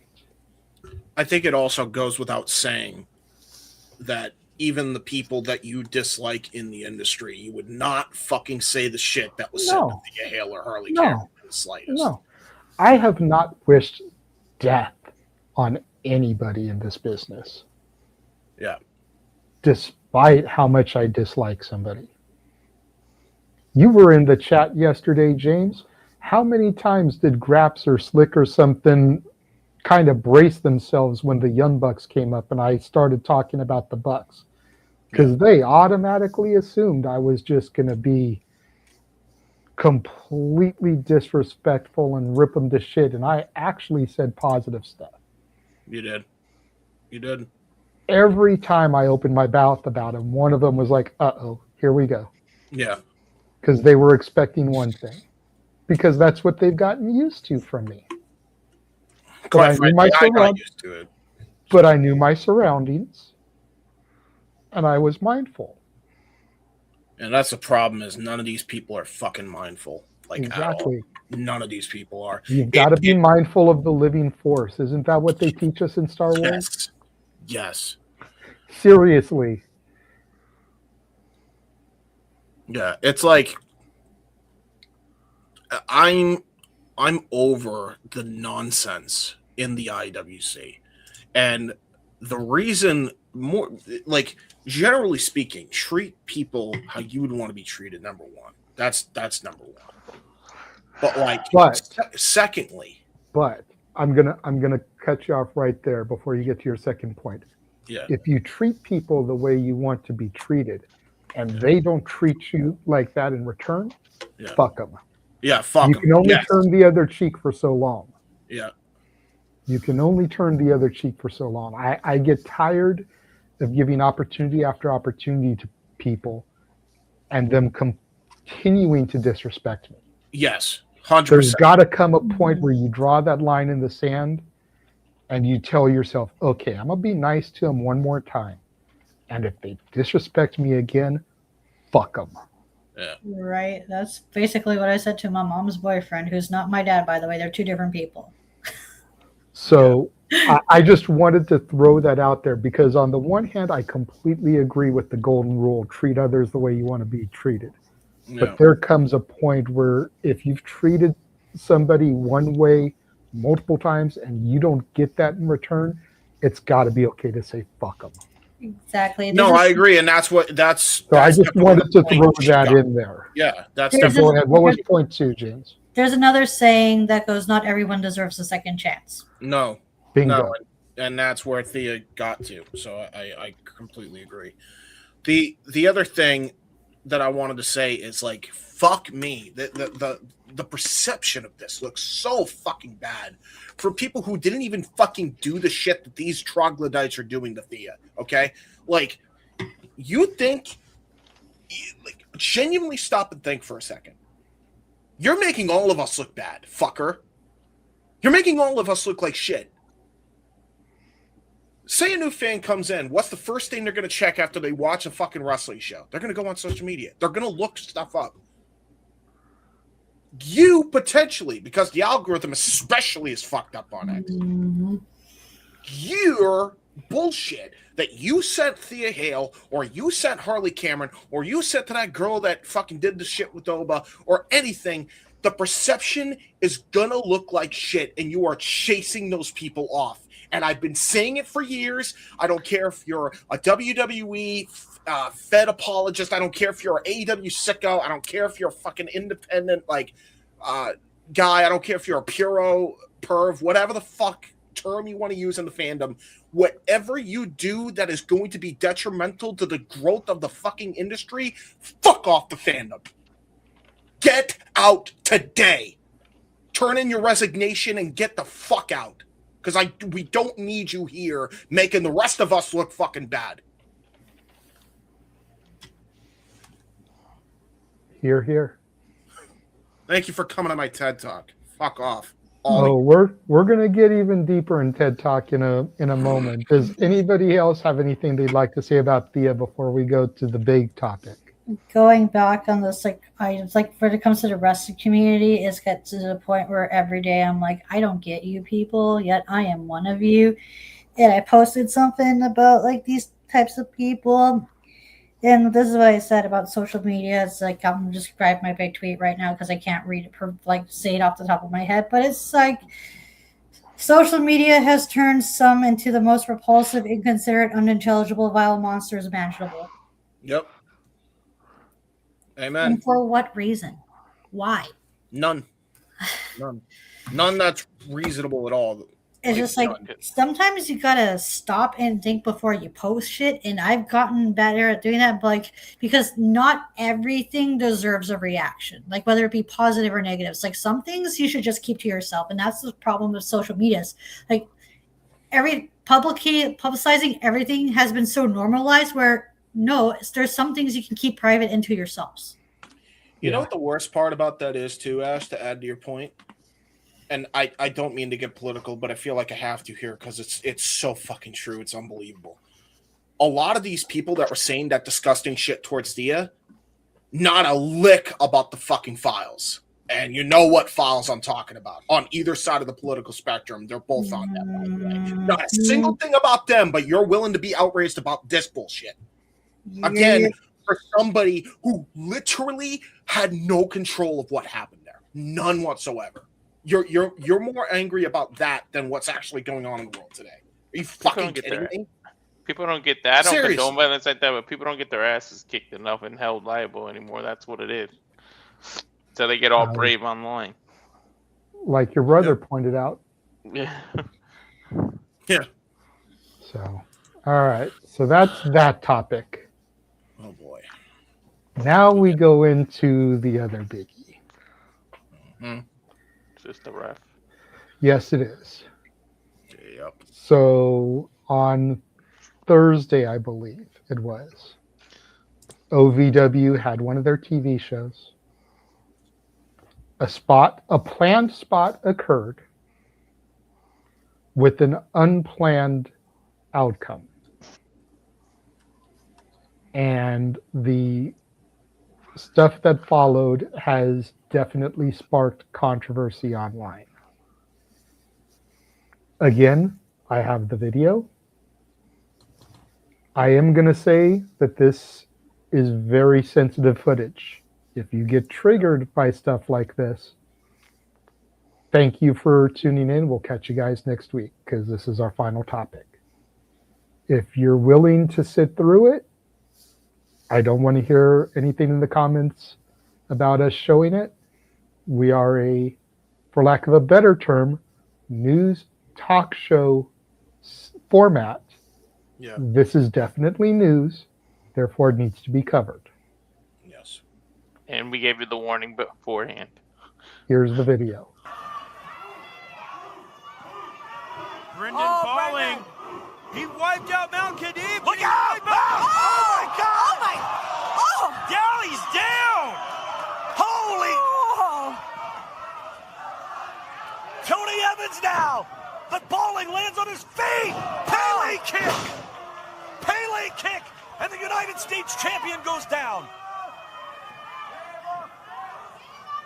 Talk about chaos! Absolute pandemonium. Drew Hernandez now. Scoop slam. Man, Balling goes down hard. Check on Dallas. Dallas is not having a good night here tonight.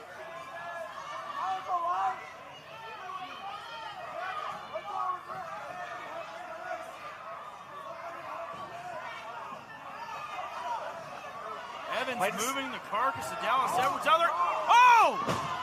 He just caught Hernandez with the back fist.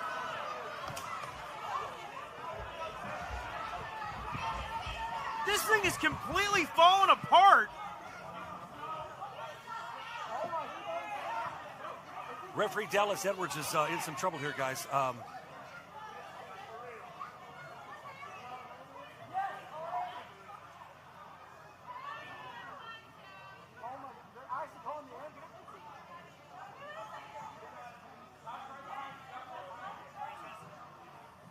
I'm going to cut the video there because we pretty much just get that same shot for the remainder of the video.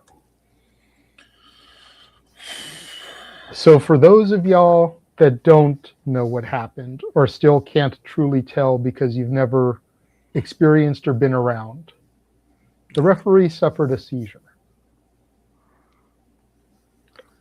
This is a very sensitive topic for me because I have epilepsy. Epilepsy is what causes seizures. I have had epilepsy since I was 10 months old. I said a couple times during our interview that I am turning 50 this year. So do the math. I've had this my entire life. By the grace of God, I have not had a seizure since 07 or 08. I can't remember which year, but that was my last one. Ironically, I was up in Walter's neck of the woods when it happened.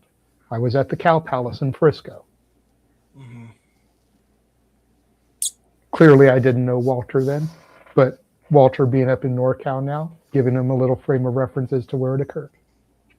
The same venue where Eddie Guerrero won his championship from Brock Lesnar in February of 2004. Yep. That's where this happened. For me, my last one. Rule number 1 of seizure etiquette. When somebody is having a seizure, you do not move them.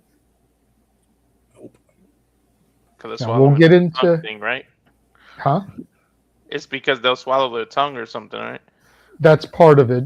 That's rule number 2 is make sure they don't swallow their tongue. Yeah. Don't move them and make sure they don't swallow their tongue. And then once they come out of it, try to kind of be calming with them about it because they're going to be like, what the fuck, what's going on? So the calmer you are about things, the more at ease they'll be.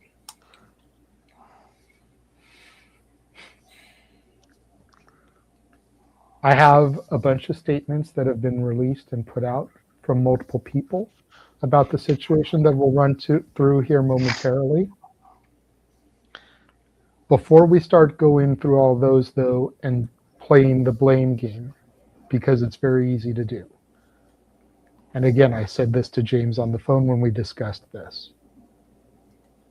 The only excuse that I would take, and I use the term excuse loosely, is that the wrestler that moved him, kicked him, didn't realize what was happening when it was happening. And when we get to his statement, which I do have, he kind of touches on that. But I said that to James before he released a statement. Yep. Because sadly, there are a lot of people out there who are not trained in this type of stuff. No. And as one of the other statements points out, the referee is supposed to be the one that conveys if there's an emergency, an incident. When the referee is the one that's having the incident, it becomes a little bit trickier. So the only excuse that I'm willing to give or take is that he didn't know what was happening. That being said, if you don't know what's happening, why are you going to touch him? Common sense 101. Yep. If common sense were common, more people would use it.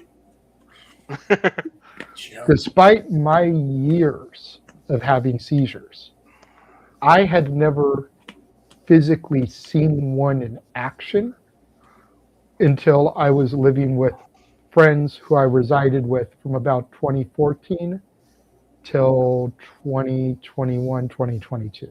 Yep. Because they had a daughter who had seizures. So the first time I ever actually saw a seizure in action was when she had one. Yep. And the first thing that I thought was, holy shit, is this what I look like when I have one? I can understand now why people are so fucking scared when they see it. Because it was like having an out-of-body experience. You're a person that has this condition, but you've never seen what it looks like. Now you're seeing it in action. It was a definite mindfuck. I'm not going to lie.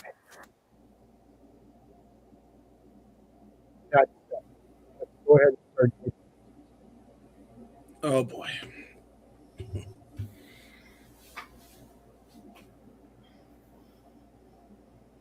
Yeah.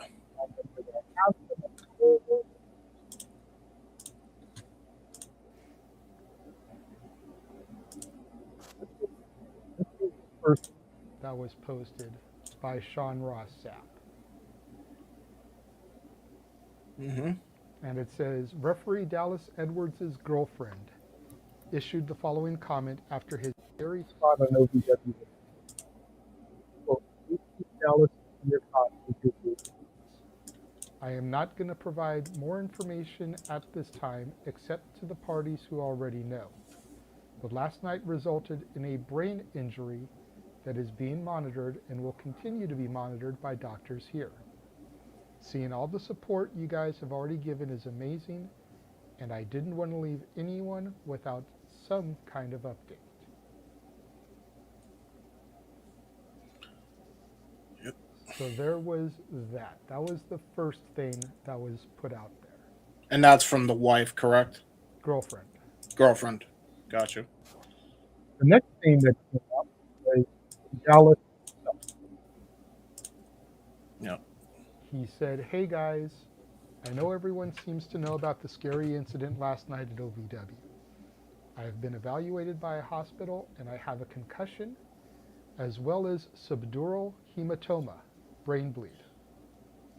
With that being said, I have made the decision to take some needed time away to get my life and health back in good spirits.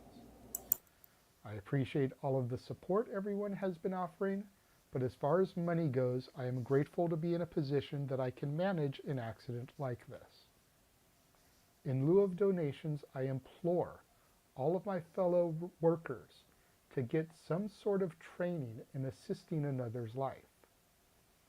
Being in the position before, it's very important to be educated in all scenarios relating to injury, illness, or condition in the ring, especially when we're performing. I am not mad at anyone or anything other than the situation as a whole, and that I've been sitting for about 24 hours straight in a hospital. LOL. As far as updates go, I am getting a CT scan in the morning, and if that goes well, I'll be home. Thank you to everyone who has reached out or stopped by. It means more than any of you know. Love, Dally. Yep. From there, we go to a thing from OVW themselves. Last night during Rise, referee Dallas Edwards, a member of our OVW family, experienced a medical emergency during the broadcast. OVW takes the health and well-being of all our performers extremely seriously, and as a company, we are all distraught to see an injury to one of our own. Dallas is alert and doing much better. We ask everyone to keep him in your thoughts and prayers and respect his and his family's privacy at this time. We will provide an update as soon as it is available, but in the meantime, we wish Dallas a speedy recovery, and we can't wait until he's back with our OVW family very soon. From there, let me see. We go to a press release from Al Snow. Mm-hmm. Hello, everybody. This is Al Snow. I want to speak directly to our fans and the wrestling community regarding the incident involving referee Dallas Edwards at last week's event. Professional wrestling has always carried an inherent risk of injury for everyone who steps into the ring. On March 12th, during a live OVW television event, Dallas was involved in a planned moment of physical contact with a wrestler that resulted in him suffering a head injury. Traditionally, when an in-ring injury occurs, the referee is the central point of communication, assessment, and decision-making. In this unprecedented situation, the person who would normally make that assessment was the one who needed assistance. That unforeseen breakdown in communication contributed to a delay in stopping the match and concluding the show. We are all relieved to hear that Dallas is recovering and receiving the medical care that he needs. Our thoughts are with him, and we're hoping for his continued improvement. At OVW, the health and safety of our performers and officials has always been our top priority. We are proud of the standards we've maintained over the years, but we also recognize there is always room to strengthen and improve. With that in mind, we are reviewing our existing procedures and updating several of our in-ring and ringside protocols to ensure we continue to meet the highest expectations for performer safety. These updates include enhanced communication systems, additional referee training, and expanded ringside response measures to help ensure that a situation like this is identified and addressed as quickly as possible. We appreciate the concern and passion from our fans, and we understand the importance of transparency during moments like this. We will continue to share updates when appropriate, and we ask everyone to keep Dallas in your thoughts as he continues his recovery. Thank you, Al Snow. From there, we have this, which James shared with me. Yep. That a little bit, James? Do you want me to explain it on this or what? That's what I just asked. Do you want to talk a little bit on this? Yeah. You're the one that shared it to me. So that statement that was just read by JJ was all generated by AI. 98% of it was, with the exception, I think, of the beginning line and then the final line. I went back and checked this myself. This is, in fact, accurate. This was AI GPT edited. So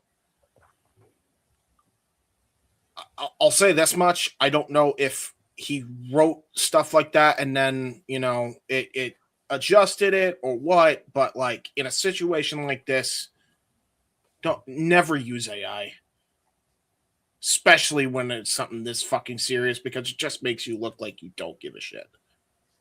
Genuinely speaking. Like this is not the time to shortcut your way through this at all whatsoever. So really bad move on Al Snow's part. I think that goes without saying. Especially when you do podcasts and one of your podcasts is titled "Someone Will Die in an AEW Ring." I guarantee it. Yep. To which someone pointed out, if you're going to say shit like this, don't be the guy running the shit show when a referee has a seizure and the wrestlers are stomping him. Yeah. Now, it's a little bit dramatic. We saw the video. Referees didn't stomp them. No. But still. From there, we have a comment from someone I'm starting to consider a friend of the show, because I've talked to him a couple times.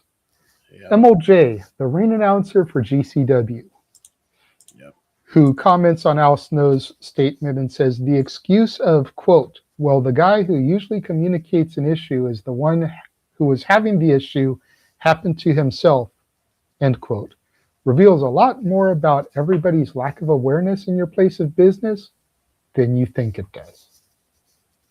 Yep. And from there, the last statement is from Tony Evans, who is the guy who moved the referee. Tony Evans says, I want to start by expressing my support and love for Dallas Edwards and wishing him the best in his recovery. I've spoken with him, he's doing well, and he knows we're all thinking of him. During Thursday's match, there was a planned spot that resulted in an unexpected injury to Dallas. The match was 35 plus minutes with 12 men, 2 run-ins, and 2 referee bumps. So right there, the match was overbooked as fuck. Mm-hmm. Dallas's time came as planned, and everything seemed fine from my point of view. The next sequence had me falling next to Dallas and crawling away with my back turned to him, having my eyes focusing on other wrestlers in the ring, though I knew where Dallas was. As we set up for the next thing, in my periphery, I noticed Dallas was still close to center as he didn't know what we were doing next, so I go to move him. Dallas and I have worked together frequently, and he will usually always go dead weight as I try to move him. When I touched him was the first time I had laid eyes on him specifically to this point for a brief second, and I saw OVW officials running from the back, but assumed it was for the chaos that had just happened outside of the ring. I go to move him and scooted him with my foot as I usually would, not realizing the severity of what was going on in that moment, as I was under the impression everything was going according to plan. I then did the next spot and turned to find many people in the ring huddled around Dallas and stopped in my tracks, confused, scared, and worried for my friend. Had I known in that split-second moment when I moved him that something was wrong, I would have immediately stopped and tended to him as best as I knew how. I wish I had known the severity of the situation. Nothing is more important in pro wrestling than the safety of all involved. Dallas and I have spoken, and we are good. He understands that there was no malicious intent, and per Dallas, he doesn't hold it to any of us personally. And his perspective is the one that matters most to me. I am as distraught about this situation as everybody. My heart hurts knowing what my friend has gone through. I look forward to being with him back in the OVW locker room soon and wish him a full and speedy recovery. Love you, Dally.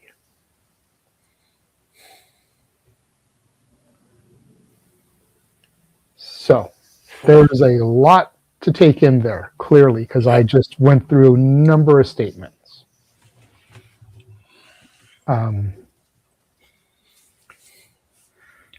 In the video, after he moved him, when he went to go do his spot, and he accidentally knocked who was his tag partner down,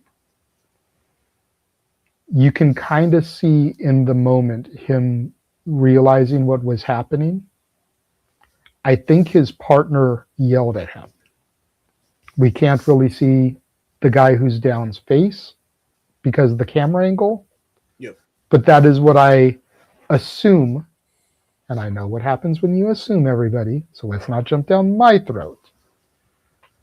But I assume in that moment he's being communicated to that something is wrong. You know, or maybe getting yelled at, why did you move him? Because like I said, rule number 1 in seizure protocol, you don't move the victim. If the guy that just got knocked down knew that, and Troy didn't, what the fuck are you doing? Why are you moving him? You shouldn't be moving him.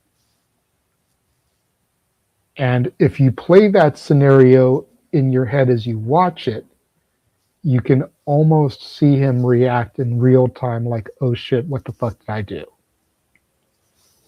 Which is why I said at the outset, the only excuse I would allow is that he didn't know what was happening. Which he said in his own statement, but we also don't know if that's being done to cover his own ass, or if he truly didn't know. As our good buddy the Wrestlefish likes to say, Anytime a worker talks, they're working you. Yep. So how much of that press release is a work and how much of it is a shoot? Yep. We don't know. If we go by Russellfish's logic, everything I just read off is a work, including the ref's statement.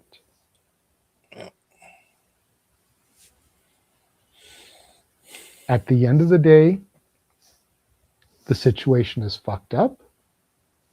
It's a tragedy. But, ... at least Alice is in good health, seems to be in good spirits, and is on his way to making a full recovery. And at the end of the day, that's all you can really ask in a situation like this. Because I brought up in my press release, if you will, that the SRS put out over this when I first discovered it. Let's not forget about Cameron Boyce, the Disney star who died in his sleep while having a seizure. It's an extreme case, but these things can be fatal in the right circumstance. He suffered a brain bleed. That's pretty bad. But it's something that can heal.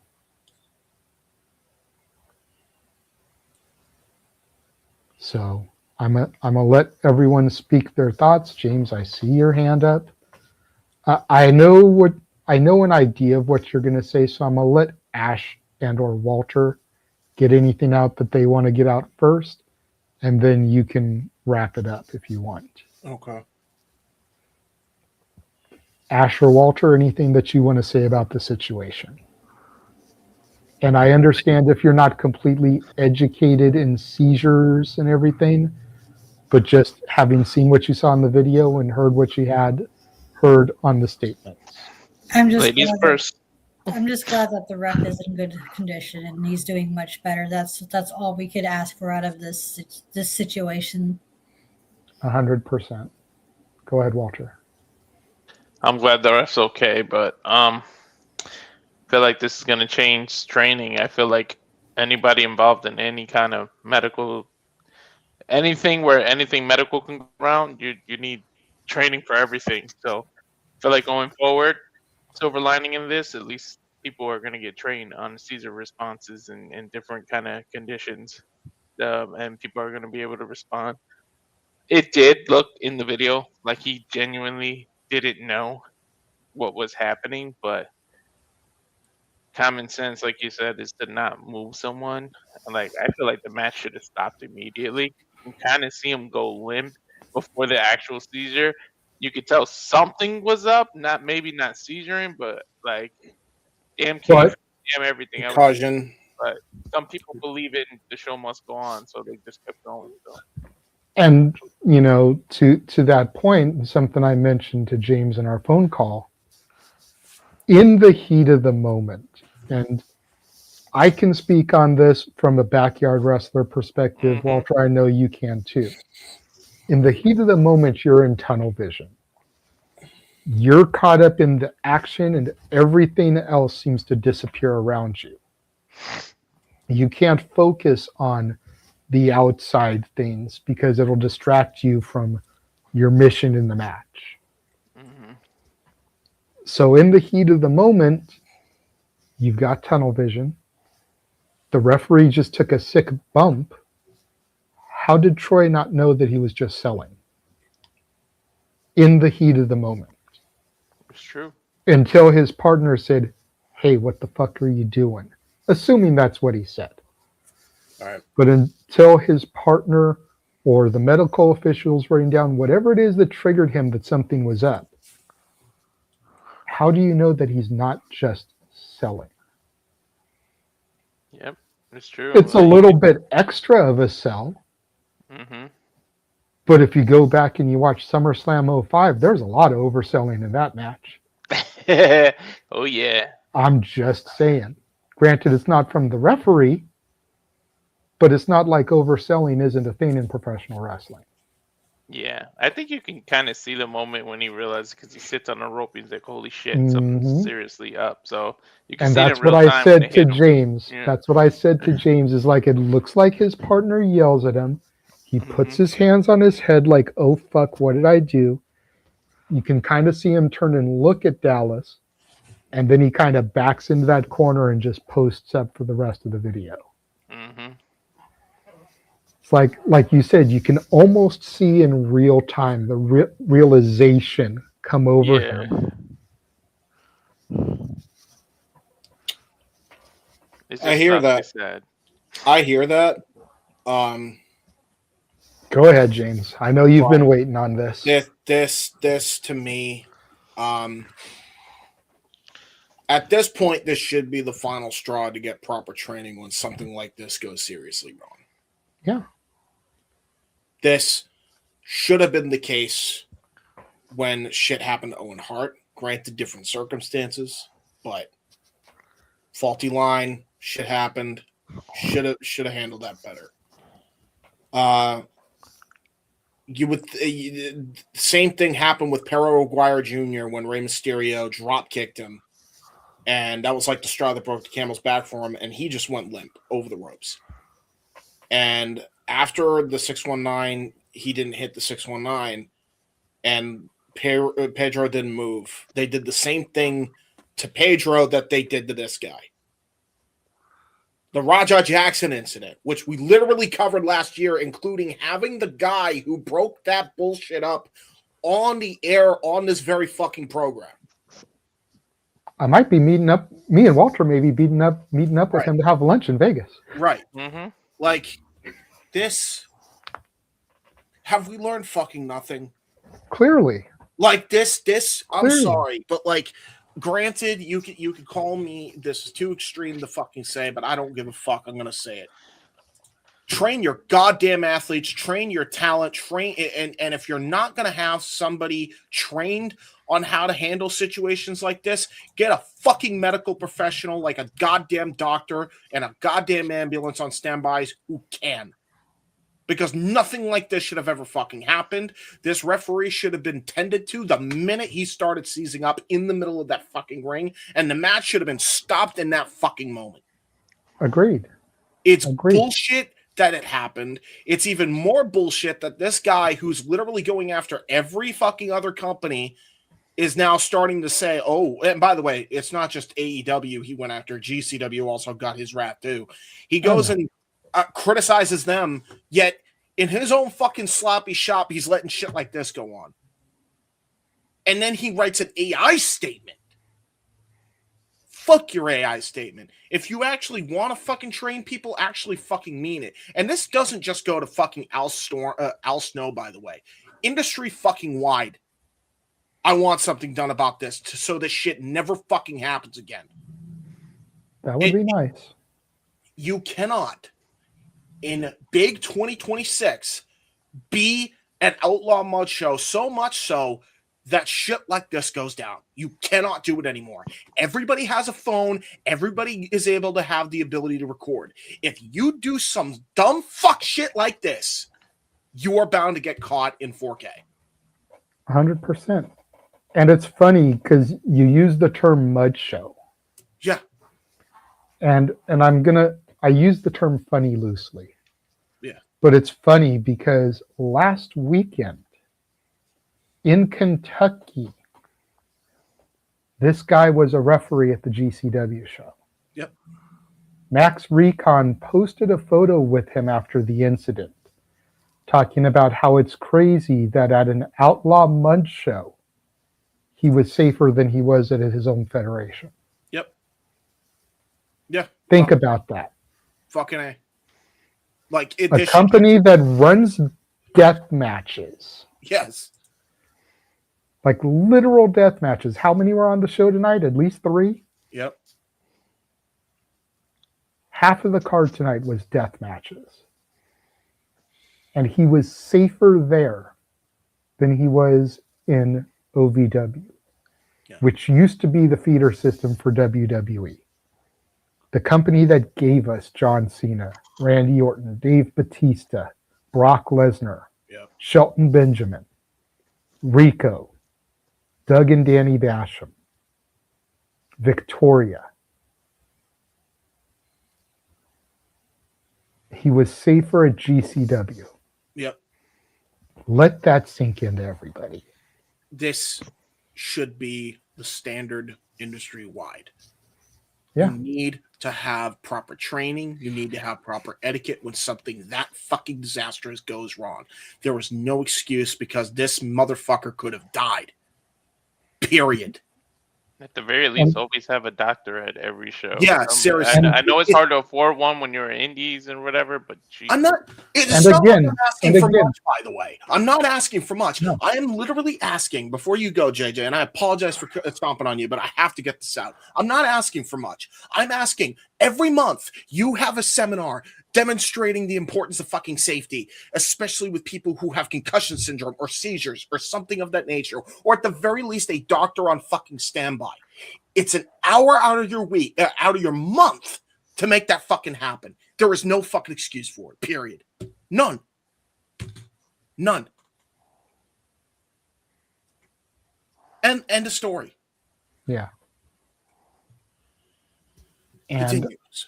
I mean, it gives me flashbacks because of the fact that when I had my last one, the person who came to my rescue was Sunny, Tammy Sitch. She was the only one in the moment who knew what was happening. Yeah. All the other professional wrestlers that were at this convention, all the other people that were in line at this convention, one person knew what was happening. Think about that. To James's point. It's horrendous. And it's a person whose reputation has been tarnished in recent years, but it's the reason why I can never say an ill word about her. Because she was nothing but gracious and an angel to me. Yep. It's the same reason why I can't say anything bad about Joey Ryan.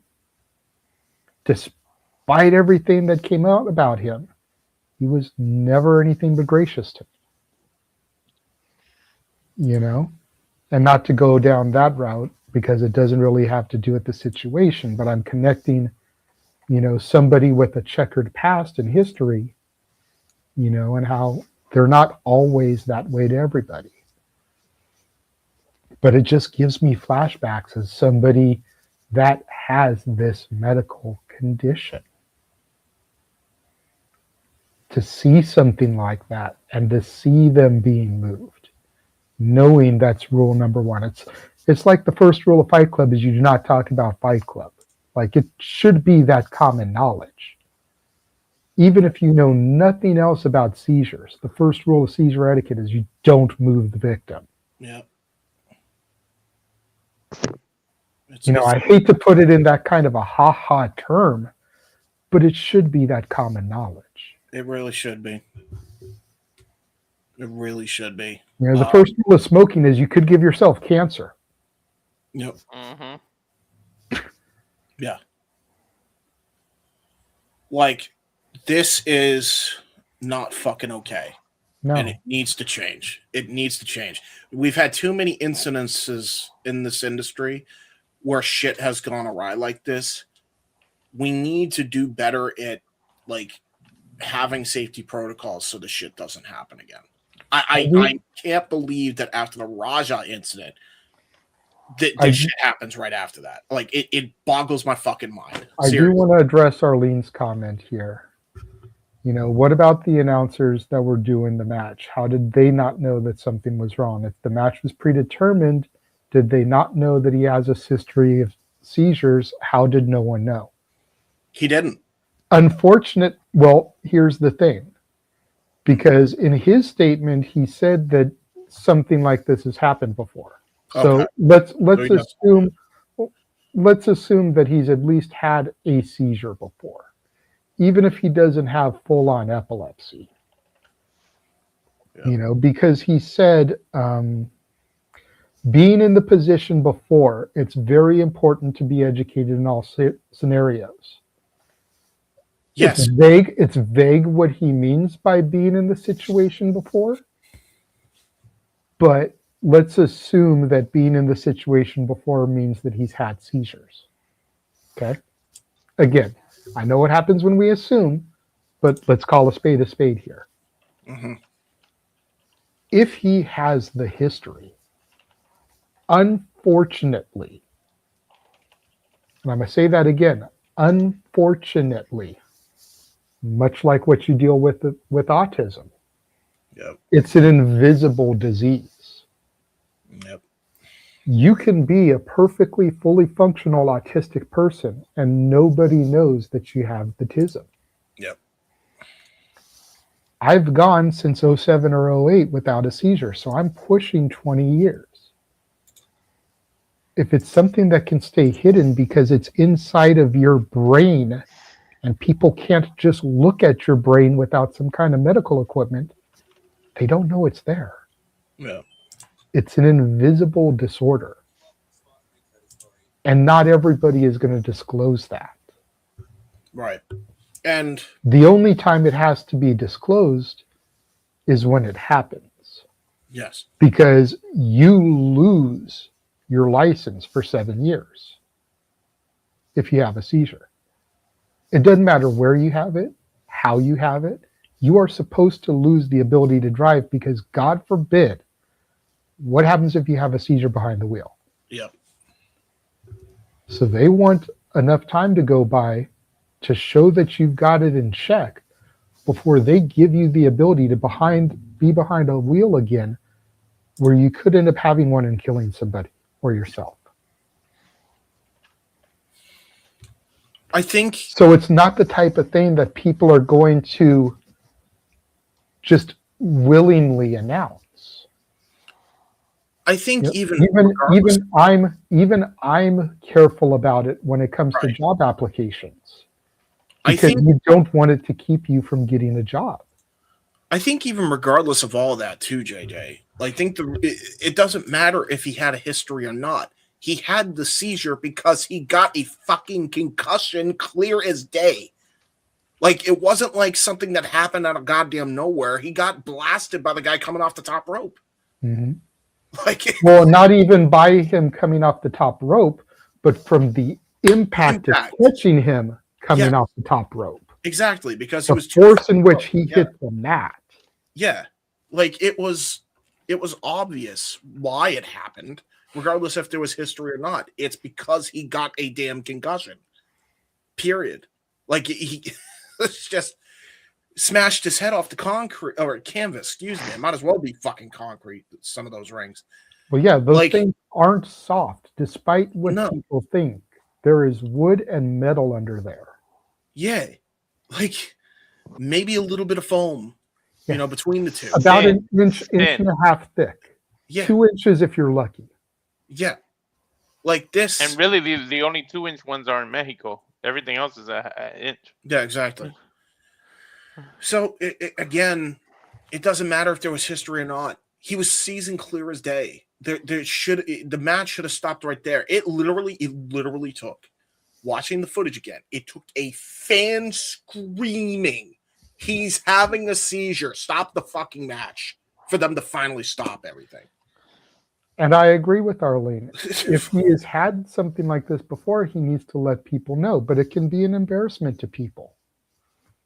Some people don't want to risk the liability of having someone who has seizures in their company, and especially in a sport type environment like this. So if it's his dream to work in the wrestling business, you're not going to disclose that if it could risk you getting the job you want. It's sad, but it's true. I'll say this much. I don't think this much I'll agree with, and this is the only thing I'll agree with those fucking points, because I think those points are stupid, by the way. I think he should be able to work it regardless if he has seizures or not. Discrimination is a thing. They're not supposed to discriminate against you, but But they at will. the end of the day, it's a liability. I believe that what you should do going forward with him is never have him in a ref spot again. That should just be a no-go going forward. Like, and if you are going to do it, you gotta meticulously plan every detail so he doesn't get hurt. Yeah. If the story calls for it and there's no other ref on site and you have only him, or God forbid, and if he wants to do it, there needs to be proper safety protocol, and it's not hard to do. It's not. I agree. Like it's as simple as just having a doctor on standby or fucking educating your goddamn boys and girls in the very locker least, a nurse. Somebody should be Seriously. ringside. It needs to be a thing. So shit like this stops happening. Shit like the Raja shit stops fucking happening. Shit like Pedro Aguirre Jr. stops happening. We should have learned from these things by now. Fuck. Shoulda, woulda, coulda. Like, make this be the final one. Please. Fix your shit, for fuck's sake. I don't care if it's a seizure. I don't care if someone's having a stroke. Get somebody that's educated enough in that ring, whether it's doctor or educate your fucking locker. Unfortunately, I don't think it'll be the last one. There's always going to be something we've never seen before that happens, unfortunately. And that's It's the nature of the fair. beast. Freak accidents happen. It's the wrestling business. It's a combat sport. I get it. Mhm. But mitigate the fucking problems, because at the end of the day, it literally takes an hour out of the fucking month. I'm not asking for much. I'm not. No. I'm sorry. Now, to James's point, I'll say sports wide, football, baseball, basketball, hockey, soccer, professional wrestling, boxing, MMA, golf, water polo, don't care. An hour of first aid training a month is not much to ask. No, it's not. Hell, an hour a week isn't much to ask if we're being real. Yeah, really. I'm being generous with the month. At the very least, CPR training, and then all the other training. You got to have everybody should have how to everything. spot a medical emergencies. Yes. Even if you don't know how to treat them, just how to spot them. Yes.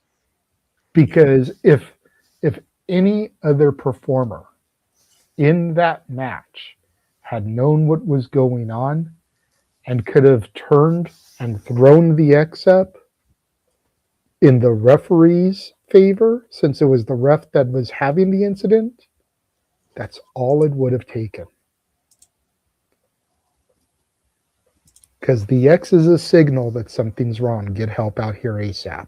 It would have been. If any of the other people in that match had recognized and been able to throw up that X, everything would have stopped quicker.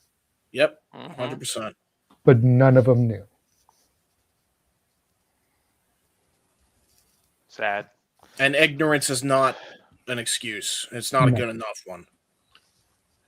I will say, considering these last two topics, I'm glad Noah wasn't here.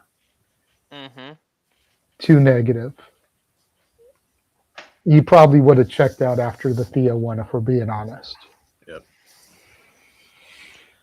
But that is going to wrap up the shenanigans for this week. We'll go ahead. We'll get to the shills real quick, because I have to be up in about 8 hours to start getting ready for Revolution. Mm-hmm. Which, really quickly, we'll do this live on the air. Ash, are you working tomorrow? I am. I work from 3 to 10:30.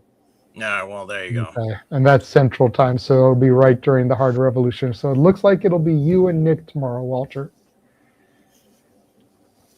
Oh, is Noah not going to be free? Shit. If you read the group chat messages, James, you'd know what was going on. I literally have been on the air. Noah has this was in the chats overnight. Noah's been without power for going on 36 hours now. Fuck. Oh, Okay. shit. I was not aware of that because I haven't checked the group chat either. Because Okay. In fairness, it was in the watch along scheduling one, so it was just something that Walter, James, and I would have seen. Okay, fair Yeah. enough. Yeah. Okay. So Which- that means Ryan's out too, then, because that's what he's got going on right now. He's got a power outage also. I think it's in the So same- does Greg Cherry in Pittsburgh. Yeah, it's Oh, bad. So Is that the East Coast? Yeah. Okay, so all of the East Coast is affected. East Coast, Midwest, yeah. Eastern Midwest, yeah, because Ryan is in Indiana, Noah's in Ohio, and Greg Cherry's in Pennsylvania. Yeah, So it's that little region there. Yeah. Gotcha. Okay, well, So that's why Noah isn't here. Mm. That's why Noah's not doing Revolution tomorrow. So it'll be Walter and Nick, and looks like you'll just be Solo, Joey Filesing it again. Yeah, it's Okay, fine. thank goodness it's nothing too serious. Thank No, goodness. no. It's nothing personal. It's nothing like that. But Yeah. he did say that he is going to be on hiatus until he gets it all squared away. Yeah, valid. Because once he gets the power on, he's going to have to restock his refrigerator because all the food's going bad. Mm. Yeah, no shit. Oh, that's not good. That's So- that's very misfortunate. So Okay. clearly that has to come first, and we wish Oh, yeah, Noah the absolutely. best. Yeah, no doubt. But so let's go ahead. Let's run through our shows. Shout out, by the way, to the 72 of y'all that are still here for Shenanigans. I can't believe that. This is a rarity. Like, I didn't tweet Shenanigans. I didn't hashtag Shenanigans. I haven't posted anything since we had Leva Bates. So the fact that we're in the low 70s for a random episode of Shenanigans is mind-numbing to me. Yeah. Unless people saw Thea Hail on the graphic, the referee on the graphic, and wanted to see what we were going to say about it, and that's why they're here, in which case, Godspeed. Thank you to all of y'all for being here. But yeah, 72 of y'all. No. 57 of y'all are on the X. The rest are scattered amongst the other channels. We are literally have a minimum of 3 viewers on every channel right now that we're on. It's huge. So Thank you, thank you so much to everybody for that. We appreciate all of you. Really quickly, we're going to run through some of these shills of the people that aren't here. Follow and subscribe to Noah Foster at nfoster1916 on the X and on YouTube. Yep. Subscribe to our Pink Ranger, Rangers of Wrestling, Datilla on YouTube, where the content is part Power Rangers, part professional wrestling. Follow everybody's favorite fish, the WrestleFish, Ryan at the WrestleFish on X. Mm-hmm. Follow our partners at the Wrestle Collective at the Wrestle Collective on YouTube and Dubsy Worldwide on X. Yep. I know James is a little bit jealous because I'm getting to meet some of these fucks in person before he does, and he's a member of the collective. I know, that's crazy. Make sure you follow us on SR Studios 2024 on X if you haven't already. That is where all of the big announcements come out. There will be one tomorrow for Dr. Redacted. You guys heard it here first. Technically, y'all didn't hear it here first. You heard it here second because I let my buddy John at Game Changer World Podcast yesterday announce it on his show, considering he has a GCW audience. There you go. So he announced it before we announced it here. Huge shout out to him for letting me throw it up there in the chat and him bringing it up on screen with Frankie. Walter, go ahead and tell people where they can find you. At Rage of Wrestling on YouTube. If you can subscribe there, the people that are watching on X, if you could slide on over there and subscribe, please. The Instagram at walter.cruz.940, Walter Alex Cruz on Twitter. Blue Sky I don't really use, but there is SRS 1983 on Twitch, which is going to become active again with the gaming. Hopefully I do a collab with our guests earlier, so we got to get the gaming going, but that's it. That would be awesome if you could get a Twitch collab going with her. Yeah, that would be huge. Ash. You can find me on X, the app formerly known as Twitter, at ShadowBadAsh, and subscribe to my YouTube channel at Batty for Wrestling. Don't be a dickhead. That too, yes. Don't be a dickhead. James. Man, is that more apropos than ever, that catchphrase? Mm-hmm. You guys can find me on YouTube, X, and Instagram, also at jhebertside95, and on Facebook, James Hebert. I do really cool and dumb things on the internet. Sometimes I vent a bit. Fair warning, as I believe we are going to have TISM this Monday, provided that both members don't call out. We missed last week because Hannibal was out and Ryan was out with personal stuff that day, so that's why there was no TISM this week. Hopefully, TISM will be happening again this week. There you go. Take a look at that. And also, I mentioned it on the watch along. I'll just mention it here just for ease as well, since we're going public with everything anyway.